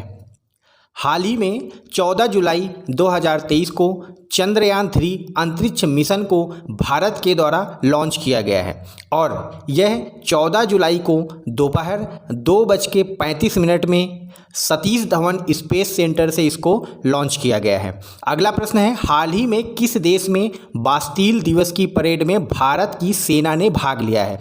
पहली तो मुख्य बात यह है कि इसमें तीनों सेनाओं के द्वारा भाग लिया गया है और यह जो बास्टील दिवस की परेड है वह फ्रांस देश में प्रतिवर्ष होती है और यह 12 जुलाई को बास्टील दिवस के दिन होती है। कुछ महत्वपूर्ण तथ्य बास्टील दिवस और फ्रांस की क्रांति से संबंधित हैं। फ्रांस में प्रतिवर्ष 14 जुलाई को फ्रांस के राष्ट्रीय दिवस के रूप में मनाते हैं। 14 जुलाई को बास्टील दिवस भी मनाया जाता है। 14 जुलाई 1789 को फ्रांसीसी क्रांति के दौरान बास्टील में धावा बोलने की वर्षगांठ के रूप में मनाया जाता है और यह बास्टील क्या है? बास्टील फ्रांस की राजधानी पेरिस में एक मध्य युग के समय शस्त्रागार था जहां पर शस्त्र रखे जाते थे, किला था, राजनीतिक जेल थी। इस वजह से वहाँ पर क्रांति के दौरान लोगों ने इस पर धावा बोला और राजा के खिलाफ आंदोलन किया था और फ्रांसीसी क्रांति की शुरुआत फ्रांस के लोगों के द्वारा 14 जुलाई 1789 को जब बास्टील किले को ढहा दिया गया, तभी से फ्रांसीसी क्रांति का प्रारंभ हो गया और इस पर वहाँ के लोगों ने अधिकार कर लिया था। फ्रांस एक यूरोप देश है जिसकी राजधानी पेरिस है।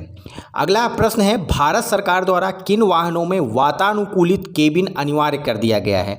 वातानुकूलित केबिन का मतलब है कि जहां पर ड्राइवर बैठता है वहां पर एयर कंडीशन लगा होना चाहिए और यह ट्रकों के लिए भारत सरकार ने जारी किया है। यानी कि वाहनों में अधिकतर ट्रक में कई बार एक्सीडेंट होते हैं क्योंकि उनका जो केबिन होता है वह वातानुकूलित नहीं होता है और उनको ज़्यादा थकान महसूस होती है। भारत सरकार ने ट्रक वाहनों में वातानुकूलित केबिन लगाने के लिए अनिवार्य कर दिया है और इसको 1 जनवरी 2025 से लागू कर दिया जाएगा। यानी 1 जनवरी 2025 के पहले सभी ट्रकों में वातानुकूलित केबिन होना चाहिए। ऑप्शन डी सही उत्तर है।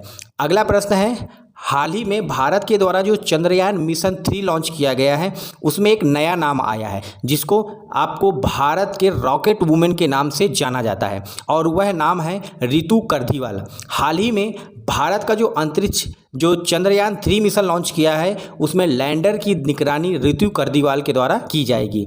IIT गुवाहाटी के शोधकर्ताओं ने घुटने के ऑस्टियोआर्थराइटिस बीमारी के आकलन के लिए हाल ही में किस आर्टिफिशियल इंटेलिजेंस एक उपकरण विकसित किया है और यह है ऑस्टियो नेट। भारत में ऑस्टियोआर्थराइटिस यानी कि हड्डियों के रोग से पीड़ित बहुत ही ज़्यादा लोग पाए जाते हैं और यह ज़्यादातर आयु बढ़ने के साथ साथ होता है। हाल ही में कुत्तों के कान में कैंडिडा ऑरिस नामक की बीमारी उत्पन्न करने वाले किस प्रकार का जीव पाया गया है? हाल ही में दिल्ली की एक अस्पताल में एक पालतू कुत्ते के कान में कैंडिडा ऑरिस नामक एक बीमारी सूक्ष्म जीव प्राप्त हुआ है और यह एक कवक है। यानी कि कई बार एग्जाम्स में विभिन्न प्रकार की बीमारियां तथा उनको फैलाने वाले कारकों के बारे में एग्जाम्स में क्वेश्चन आता है। तो आप जो न्यूज में रहती है बीमारी उसको आप याद रखिए और उसके कारक के बारे में जरूर याद करिए। यह एक कवक जनित बीमारी है। किस एजेंसी के द्वारा चंद्रयान 3 अंतरिक्ष मिशन लॉन्च किया जाएगा? भारत की एक ही स्पेस एजेंसी है जिसको हम इसरो कहते हैं। इसरो मतलब इंडियन स्पेस रिसर्च ऑर्गेनाइजेशन, भारतीय अंतरिक्ष अनुसंधान संस्थान। कई बार एग्जाम्स में इसका फुल फॉर्म पूछता है तो आप इसको याद रखिए, भारतीय अंतरिक्ष अनुसंधान संस्थान और इंडियन स्पेस रिसर्च ऑर्गेनाइजेशन।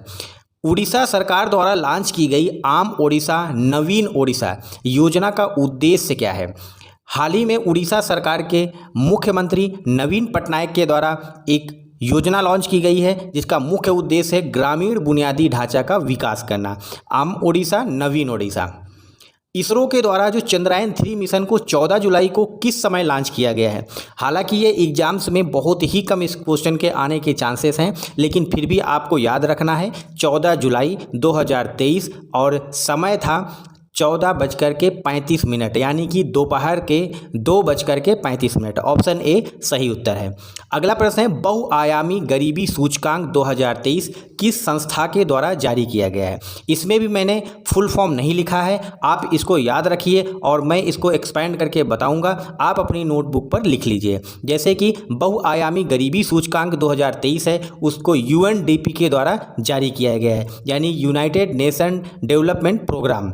बहुआयामी गरीबी सूचकांक 2023 रिपोर्ट के अनुसार विश्व में कितने प्रतिशत लोग इससे पीड़ित हैं, यानी बहुआयामी गरीबी से कितने प्रतिशत लोग पीड़ित हैं? तो जो हाल ही में बहुआयामी गरीबी सूचकांक आया है उसके रिपोर्ट के अनुसार विश्व भर में 18% लोग बहुआयामी गरीबी से पीड़ित हैं। और आपको अगला प्रश्न यह है कि आपको बताना है कि भारत में इससे कितने प्रतिशत लोग पीड़ित हैं, यानी कि भारत में बहुआयामी गरीबी कितने प्रतिशत है। तो सूचकांक की रिपोर्ट के अनुसार भारत में वर्तमान में 18.7% लोग बहुआयामी गरीबी से पीड़ित हैं। बहुत ही महत्वपूर्ण प्रश्न है, इस परसेंटेज को यानी प्रतिशत को आप याद रखिए। 18% विश्व में, 18.7% भारत में। बहुआयामी गरीबी किसके द्वारा लॉन्च किया गया है? यूएनडीपी के द्वारा। संयुक्त राष्ट्र विकास कार्यक्रम, हिंदी में इसका नाम है संयुक्त राष्ट्र विकास कार्यक्रम। बहुआयामी गरीबी सूचकांक 2023 जारी किया गया है। सूचकांक में व्यक्ति के जीवन और कल्याण को प्रभावित करने वाले स्वास्थ्य, शिक्षा और जीवन स्तर के परस्पर संबंधित अभाव को इसमें मापा जाता है, यानी 3 कारक है, स्वास्थ्य, शिक्षा और जीवन स्तर। विश्व में 110 देशों के 6.1 अरब लोगों में 1.1 अरब लोग बहुआयामी गरीब हैं। सबसे ज़्यादा जो बहुआयामी गरीबी है वह उप सहारा अफ्रीका में है। उसके बाद आपने दक्षिण एशिया महाद्वीप पे है। भारत में यह बहुआयामी गरीबी 230 मिलियन से अधिक लोग, लगभग यानी कि 18.7% लोग बहुआयामी गरीबी से भारत में पीड़ित हैं। अगला प्रश्न है, इसरो का जो चंद्रयान 3 अंतरिक्ष मिशन है वह किस ग्रह या उपग्रह में लॉन्च होगा? यानी कि जो चंद्रयान 3 इसरो के द्वारा भारतीय अंतरिक्ष अनुसंधान के द्वारा भेजा जाएगा वह किस ग्रह या उपग्रह में पहुंचेगा? तो जैसा कि नाम से ही स्पष्ट है, चंद्रयान, चंद्रयान का मतलब है कि चंद्रमा ग्रह में यह उपग्रह जो भारत का कृत्रिम उपग्रह है वहां पर पहुंचेगा। अगला प्रश्न है, हाल ही में किस देश ने गुइलेन बैरे सिंड्रोम के मामले में वृद्धि के कारण राष्ट्रीय आपातकाल घोषित किया है? बहुत ही महत्वपूर्ण प्रश्न है। एक बीमारी है, सिंड्रोम है, जिसके कारण उस देश की सरकार ने अपने यहाँ पे राष्ट्रीय आपातकाल घोषित कर दिया है और वह देश है पेरू। दक्षिण अफ्रीका का एक देश है जिसने गुइलेन बैरे सिंड्रोम की वजह से अपने यहाँ पे राष्ट्रीय आपातकाल घोषित किया है। और यह सिंड्रोम जो होता है प्रतिरक्षा प्रणाली पर हमला करता है और यह एक न्यूरोलॉजिकल बीमारी है और इसके कारण पैरालिसिस भी होता है। अधिकतर जो न्यूरोलॉजिकल बीमारियां होती हैं उनसे पैरालिसिस होने के चांसेस ज़्यादा होते हैं। चंद्रयान 3 को चंद्रमा उपग्रह पर पहुंचने में लगभग कितना समय लगेगा? तो मान लीजिए कि 14 जुलाई 2023 को यदि यह लॉन्च हुआ है तो इसके पश्चात लगभग 45 से 50 दिन, आपको एग्जाम्स में कई बार 45 दिन या 50 दिन लिखा होगा, तो आप ये समझिए कि 45 से 50 दिन तक के बाद लगभग ये चंद्रमा उपग्रह में पहुंच जाएगा। चंद्रमा किस ग्रह का एक प्राकृतिक उपग्रह है? विभिन्न ग्रहों के कुछ प्राकृतिक उपग्रह हैं और कुछ ग्रह ऐसे भी हैं जिनका कोई भी उपग्रह नहीं है, जैसे कि बुध और शुक्र ग्रह का कोई भी उपग्रह नहीं है और पृथ्वी का एकमात्र प्राकृतिक उपग्रह है और वह है चंद्रमा। तो आप इसको याद रखिए, चंद्रमा जो है वह प्राकृतिक उपग्रह है किसका? पृथ्वी ग्रह का। आपने ग्रहों के बारे में यदि पढ़ा होगा तो कुल 8 ग्रह हैं और उनमें से बुध और शुक्र जो ग्रह हैं उसमें कोई भी प्राकृतिक उपग्रह नहीं है। शुक्र ग्रह जो कि सबसे नज़दीक का पृथ्वी का तारा है, इसको पृथ्वी का बहिन भी बोलते हैं। चंद्रमा उपग्रह पृथ्वी ग्रह के बीच में कितनी दूरी है, यानी जो पृथ्वी का प्राकृतिक उपग्रह है और जो पृथ्वी ग्रह है इसके बीच की दूरी कितनी है? तो यह दूरी है 3,84,400 किलोमीटर। यानी कि यह जो चंद्रयान 3 मिशन है यह 3,84,400 किलोमीटर की दूरी 45 से 50 दिनों में पूरी करेगा। क्रीमिया कांगो रक्तस्रावी बुखार किस जीव के कारण हुआ है और हाल ही में यह चर्चा में रहा है? तो बच्चों, क्रीमिया कांगो जो रक्तस्रावी बुखार है वह वायरस के कारण हुआ है। तो जो भी कोई बीमारी न्यूज में आती है तो आप उसको, उस बीमारी को उत्पन्न करने वाले कारक के बारे में अवश्य ही पढ़ लें और इसको बार बार रिवाइज करते रहें। हाल ही में चर्चा में रहा सेकेंड थॉमस सोल क्षेत्र कहाँ पर है? यह एक आइलैंड द्वीप है और यह दक्षिण चीन सागर में स्थित है। तो आपको याद रखना है सेकेंड थॉमस सोल जो क्षेत्र है वह एक आइलैंड द्वीप है और दक्षिण चीन सागर में स्थित है। दक्षिण चीन सागर से संबंधित कई बार न्यूज चर्चा में रहती हैं, आप इनको पढ़ते रहिए। सेकेंड थॉमस सोल जो क्षेत्र हाल ही में न्यूज में था वह किन दो देशों के मध्य का एक विवादित क्षेत्र है? विवादित क्षेत्र है, इसी वजह से यह न्यूज में है और मुख्य तौर पर यह दक्षिण चीन सागर में स्थित है। इस वजह से और ही यह चर्चा का विषय बन जाता है क्योंकि वहाँ पर समुद्री क्षेत्र में बहुत सारे द्वीप हैं जो विवाद का कारण बने हैं और यह जो सेकेंड थॉमस सोल है वह दक्षिण चीन सागर में चीन और फिलिस्तीन के मध्य चर्चा का विषय रहा है। चर्चा में रहा 9 डैश लाइन विवादित क्षेत्र का संबंध किस सागर से है? यह भी बच्चों जो 9 डैश लाइन है वो बहुत ही पुराना विवाद है और यह भी दक्षिण चीन सागर के जो द्वीप समूह हैं वहाँ पर विभिन्न देशों के द्वारा जो अधिकार बताया जा रहा है उनसे संबंधित है और चीन के द्वारा अपना अधिकार 9 डैश लाइन से संबंधित माना जाता है। तो यह दक्षिण चीन सागर से संबंधित है। किस स्वतंत्रता सेनानी ने 1922 में अंग्रेजों के खिलाफ रंपा विद्रोह शुरू किया था? यह चर्चा में था क्योंकि हाल ही में जिन्होंने स्वतंत्रता संग्राम सेनानी ने रंपा विद्रोह किया था वह हैं सीताराम राजू और इनकी 150वीं जयंती मनाई गई है, इस वजह से यह न्यूज में था। इसको आपको पढ़ लेना चाहिए। अगला प्रश्न है सॉल्वेक्स 2023 जो संयुक्त नौसेना अभ्यास है वह किन दो देशों के मध्य हाल ही में संपन्न हुआ है? तो यह भारत और अमेरिका के मध्य संयुक्त नौसेना अभ्यास है। बच्चों, एक्सरसाइज जो भी समुद्री अभ्यास, थल सेना के अभ्यास और जो वायुसेना के अभ्यास हैं, जो संयुक्त अभ्यास हैं या बहुपक्षीय अभ्यास हैं, इनको आप पढ़ते रहिए। जो न्यूज में रहता है अधिकतर क्वेश्चन उन्हीं से आता है, लेकिन जो पहले भी एक्सरसाइज अभ्यास हो चुके हैं उनको भी आप रिवाइज करते रहिए, कई बार उनसे भी प्रश्न बनता है। तो इसमें ऑप्शन ए सही उत्तर है, भारत अमेरिका। हाल ही में किस ग्रह के वायुमंडल में फास्फीन गैस की खोज की गई है? फास्फीन गैस बच्चों वह है जो सूक्ष्म जीव, जहां पर के ऑक्सीजन कम होती है वहां पर सूक्ष्म जीव जो होते हैं उनके द्वारा छोड़ी जाती है और हाल ही में यह शुक्र ग्रह में खोजी गई है, जिससे यह पता चलता है कि वहां पर एक समय सूक्ष्म जीव पाए जाते थे। विश्व जनसंख्या दिवस कब मनाया जाता है?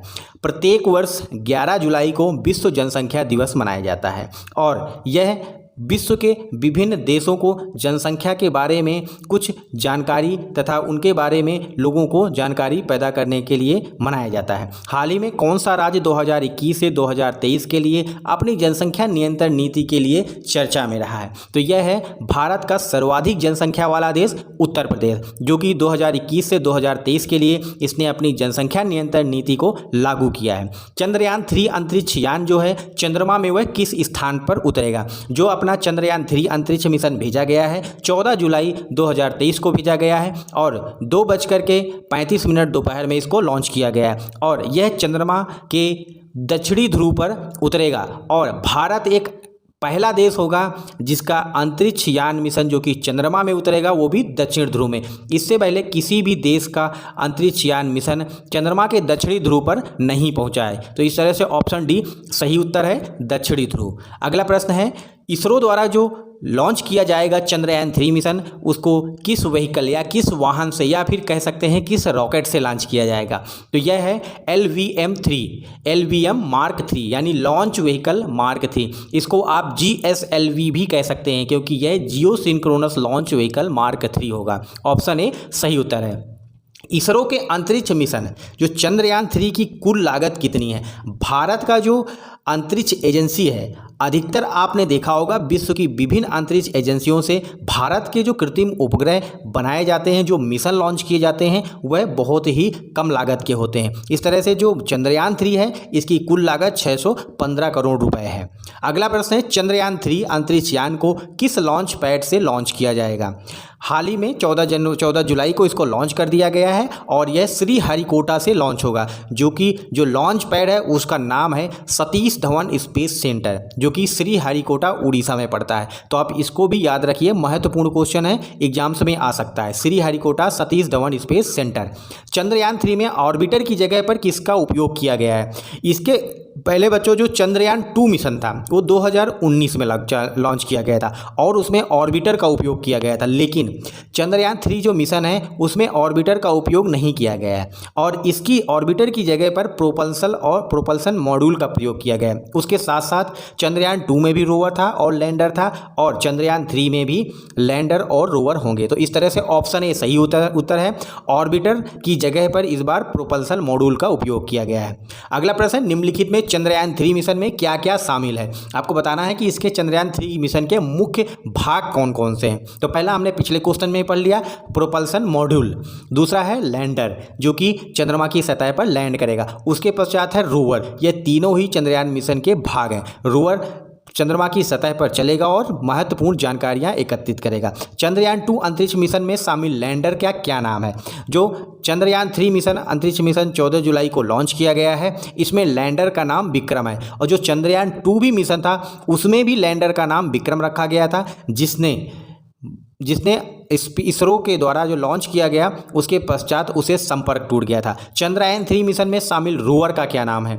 तो ऑप्शन ए सही उत्तर है। चंद्रयान मिशन में जो रोवर है उसका एक महत्वपूर्ण भाग है, वह है प्रज्ञान। तो आप चंद्रयान 3 मिशन के 3 मुख्य भाग याद रखिए।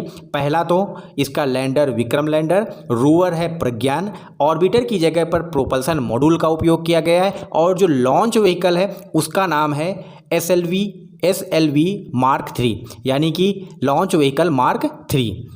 चंद्रयान 3 अंतरिक्ष मिशन निम्न में से किसकी जानकारी भेजेगा?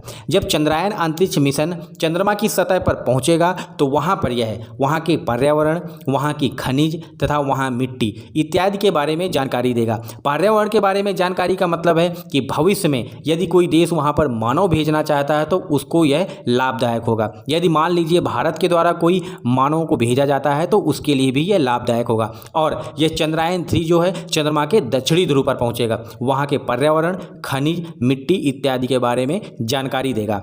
अगला प्रश्न है, चंद्रयान 3 अंतरिक्ष मिशन की डायरेक्टर और लैंडिंग की जिम्मेदारी किसकी है? चंद्रयान 2 जो मिशन था उसका जो लैंडर था उसका संपर्क इसरो से छूट गया था। इस बार मुख्य तौर से इसके लिए एक डायरेक्टर को जिम्मेदारी दी गई है और वह है रितु कारिदाल। हमने पहले प्रश्न में डिस्कस किया था कि रितु कारिदाल जो हैं वह इसरो की वैज्ञानिक है और इनको भारत की रॉकेट वुमेन के नाम से भी जानते हैं और चंद्रयान 3 अंतरिक्ष मिशन की डायरेक्टर हैं। स्पेशली लैंडिंग की जिम्मेदारी इनकी होगी। अगला प्रश्न है, LVM यानी लॉन्च व्हीकल मार्क 3, जिसको हम GSLV भी कह सकते हैं यानी geosynchronous launch vehicle mark 3, rocket में कितने प्रकार का ईंधन उपयोग किया जाएगा? बच्चों, जब रॉकेट लॉन्च किया जाता है तो उसमें एक प्रकार का ईंधन होता है जिसमें कि ठोस भी हो सकता है, तरल भी हो सकता है, लेकिन इसमें दोनों प्रकार के ईंधन का उपयोग किया जाएगा। अगला प्रश्न है, भारत का पहला चंद्रयान मिशन कब लॉन्च हुआ था? तो बच्चों, भारत का जो पहला चंद्रयान मिशन है वह 2008 में लॉन्च किया गया था और यह भारत का पहला अंतरिक्षयान मिशन था जो कि चंद्रमा पृथ्वी के प्राकृतिक उपग्रह पर पहुंचा था। तो आप इसको याद रखिए, एग्जाम्स में आ सकता है। चंद्रयान जो पहला था वह 2008 में लॉन्च किया गया था। भारत के पहले चंद्रयान मिशन 2008 के द्वारा चंद्रमा में किसकी खोज की गई थी? तो बच्चों, इसमें ऑप्शन बी सही उत्तर है। जब भारत का पहला चंद्रयान मिशन 2008 चंद्रमा में भेजा गया था तो इसने महत्वपूर्ण जानकारी पानी के अणुओं के बारे में दी थी। तो इस तरह से ऑप्शन बी सही उत्तर है। 2008 भारत का पहला चंद्रयान मिशन। भारत का चंद्रयान 2 मिशन कब लॉन्च किया गया था? हाल ही में 2019 में, और ये बहुत ही ज़्यादा न्यूज में रहा है। क्यों? क्योंकि चंद्रयान 2 जो मिशन था वो भारत का पूरी तरह से सफल चंद्रयान मिशन नहीं था। इसमें भारत का जो लैंडर था विक्रम, इसरो से उसका संपर्क छूट गया था। अगला प्रश्न है, भारतीय अंतरिक्ष अनुसंधान संगठन का मुख्यालय कहाँ पर है? तो यानी कि भारत की जो एक ही अंतरिक्ष स्पेस एजेंसी है जिसको हम ISRO, Indian Space Research Organisation कहते हैं, इसकी राजधानी है बेंगलोर। बेंगलोर जो कि कर्नाटक राज्य में स्थित है। तो आप याद रखिए, भारत की अंतरिक्ष स्पेस एजेंसी भारतीय अंतरिक्ष अनुसंधान संगठन का मुख्यालय बेंगलोर में है। भारतीय अंतरिक्ष अनुसंधान संगठन के जो वर्तमान डायरेक्टर यानी चेयरमैन कौन है? तो ऑप्शन बी सही उत्तर है। वर्तमान में एस सोमनाथ जो हैं वह भारतीय अंतरिक्ष अनुसंधान संगठन के वर्तमान चेयरमैन हैं। तो आप इसका मुख्यालय और इसके वर्तमान चेयरमैन और launch vehicle LVM Mark 3, Vikram lander, rover जिसका नाम है प्रज्ञान, और इसके साथ साथ चंद्रयान मिशन के कुछ और महत्वपूर्ण तथ्यों को जरूर याद रखिए। अगला प्रश्न है, हाल ही में भारत ने किस देश के साथ रक्षा सहयोग समझौते पर हस्ताक्षर किए? भारत मैक्सिमम अधिकतम बहुत सारे देशों के साथ रक्षा सहयोग करता है। उसमें रक्षा उपकरण का आयात निर्यात तथा महत्वपूर्ण रणनीतिक साझेदारी हो सकती है, और हाल ही में इसने तंजानिया के साथ रक्षा सहयोग समझौते पर हस्ताक्षर किया है। जीन्स स्टोलनबर्ग को लगातार तीसरी बार किस महत्वपूर्ण समूह का प्रमुख नियुक्त किया गया है? तो यह भी एक चर्चा का विषय था, क्योंकि यह जो जीन्स स्टोलनबर्ग हैं वह नाटो के लगातार तीसरी बार प्रमुख नियुक्त किए गए हैं, और यह नाटो हमेशा चर्चा में रहता है, और हाल ही में चर्चा में और रहा है। क्यों? क्योंकि रूस और यूक्रेन युद्ध के कारण। नाटो उत्तरी अटलांटिक संधि संगठन, यह एक सैन्य संगठन है। इसको आप याद रखिए, बहुत ही कम सैन्य संगठन है, तो एग्जाम्स में क्वेश्चन बन सकता है। नाटो की स्थापना 4 अप्रैल 1949 को हुई थी। नाटो का जो मुख्यालय है वह ब्रुसेल्स बेल्जियम में है।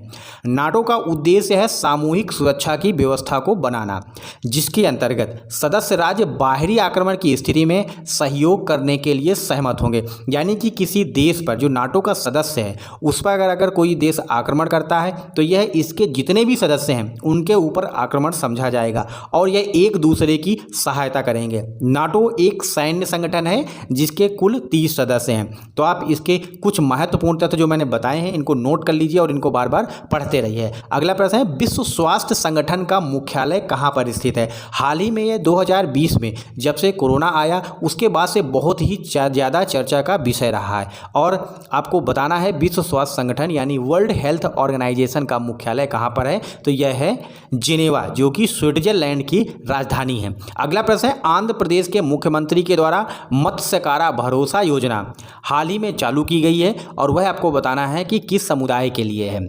तो हाल ही में आंध्र प्रदेश के मुख्यमंत्री केसीआर रेड्डी के द्वारा एक मछुआरों के लिए जो आर्थिक सहायता के रूप में मत्स्यकारा भरोसा योजना चालू की गई है। अगला प्रश्न है, स्वास्थ्य मंत्रालय की 75/25 पहल द्वारा किन किन बीमारियों के व्यक्तियों को मानक देखभाल प्रदान करने का लक्ष्य रखा गया? आप 75 और 25 आप इसको याद रखिए, एग्जाम्स में क्वेश्चन इसी वर्ड से ही बनकर के आएगा। तो इसका संबंध है रक्तचाप और मधुमेह यानी कि ब्लड प्रेशर एंड डायबिटीज़। हाल ही में भारत के प्रधानमंत्री मोदी को किस देश के सर्वोच्च नागरिक और सैन्य सम्मान से सम्मानित किया गया है? तो वह देश है फ्रांस। हाल ही में भारत के प्रधानमंत्री मोदी जो हैं उनको एक नागरिक और सैन्य सम्मान से फ्रांस के द्वारा सम्मानित किया गया है। अगला प्रश्न है, विश्व का पहला और सबसे बड़ा अंतर्राष्ट्रीय मंदिर सम्मेलन कहाँ पर आयोजित होगा? यह पहला अंतर्राष्ट्रीय मंदिर सम्मेलन है और विश्व का सबसे बड़ा सम्मेलन होगा। तो यह भी क्वेश्चन बन सकता है जो आगामी परीक्षाएं हैं, और यह जो सम्मेलन है वह उत्तर प्रदेश के वाराणसी में, जिसको घाटों का शहर भी कहते हैं, वहां पर आयोजित होगा। पारंपरिक दवाओं पर आसियान देशों का सम्मेलन कहां पर आयोजित होगा?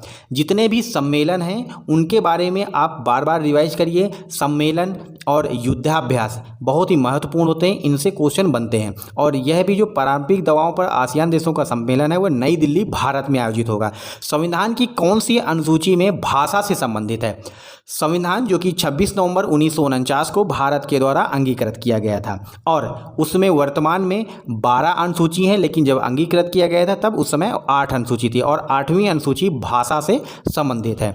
अगला प्रश्न है, हाल ही में किस राज्य की सरकार ने कुई भाषा को संविधान की 8वीं अनुसूची में शामिल करने का प्रस्ताव दिया है? कोई भी भाषा यानी संविधान में संशोधन के द्वारा ही शामिल हो सकती है और संविधान संशोधन संसद के द्वारा किया जा सकता है। इस वजह से राज्य सरकार केवल प्रस्ताव दे सकती है और यह प्रस्ताव उड़ीसा सरकार के द्वारा दिया गया है। कुछ महत्वपूर्ण तथ्य, उड़ीसा में लगभग 7 लाख लोगों से ज़्यादा भी इस भाषा को बोलते हैं। संविधान की 8वीं अनुसूची में वर्तमान में 22 भाषाएं उल्लेखित हैं और कोई भाषा यदि शामिल होती है तो ये 23वीं भाषा होगी। 92वें संविधान संशोधन अधिनियम 2003 के द्वारा बोडो, डोगरी, मैथिली और संथाली ये 4 भाषाओं को 8वीं अनुसूची में शामिल किया गया। इस तरह से कुल भाषाएँ हो गई 22। लेकिन जब संविधान को 26 नवंबर 1949 को अंगीकृत किया गया था तो उस समय 14 भाषाएं थी। उड़ीसा की कोई भाषा जो है वो कंध जनजाति की मुख्य भाषा है। हाल ही में समुद्र क्षेत्र को मजबूत करने के लिए किस नेविगेशन सैटेलाइट सिस्टम को लॉन्च किया गया है? तो ऑप्शन सी सही उत्तर है। हाल ही में समुद्री क्षेत्र में जो नेविगेशन होता है उसको मजबूत करने के लिए भारत सरकार के द्वारा सागर संपर्क नामक एक नेविगेशन सैटेलाइट लॉन्च किया गया है।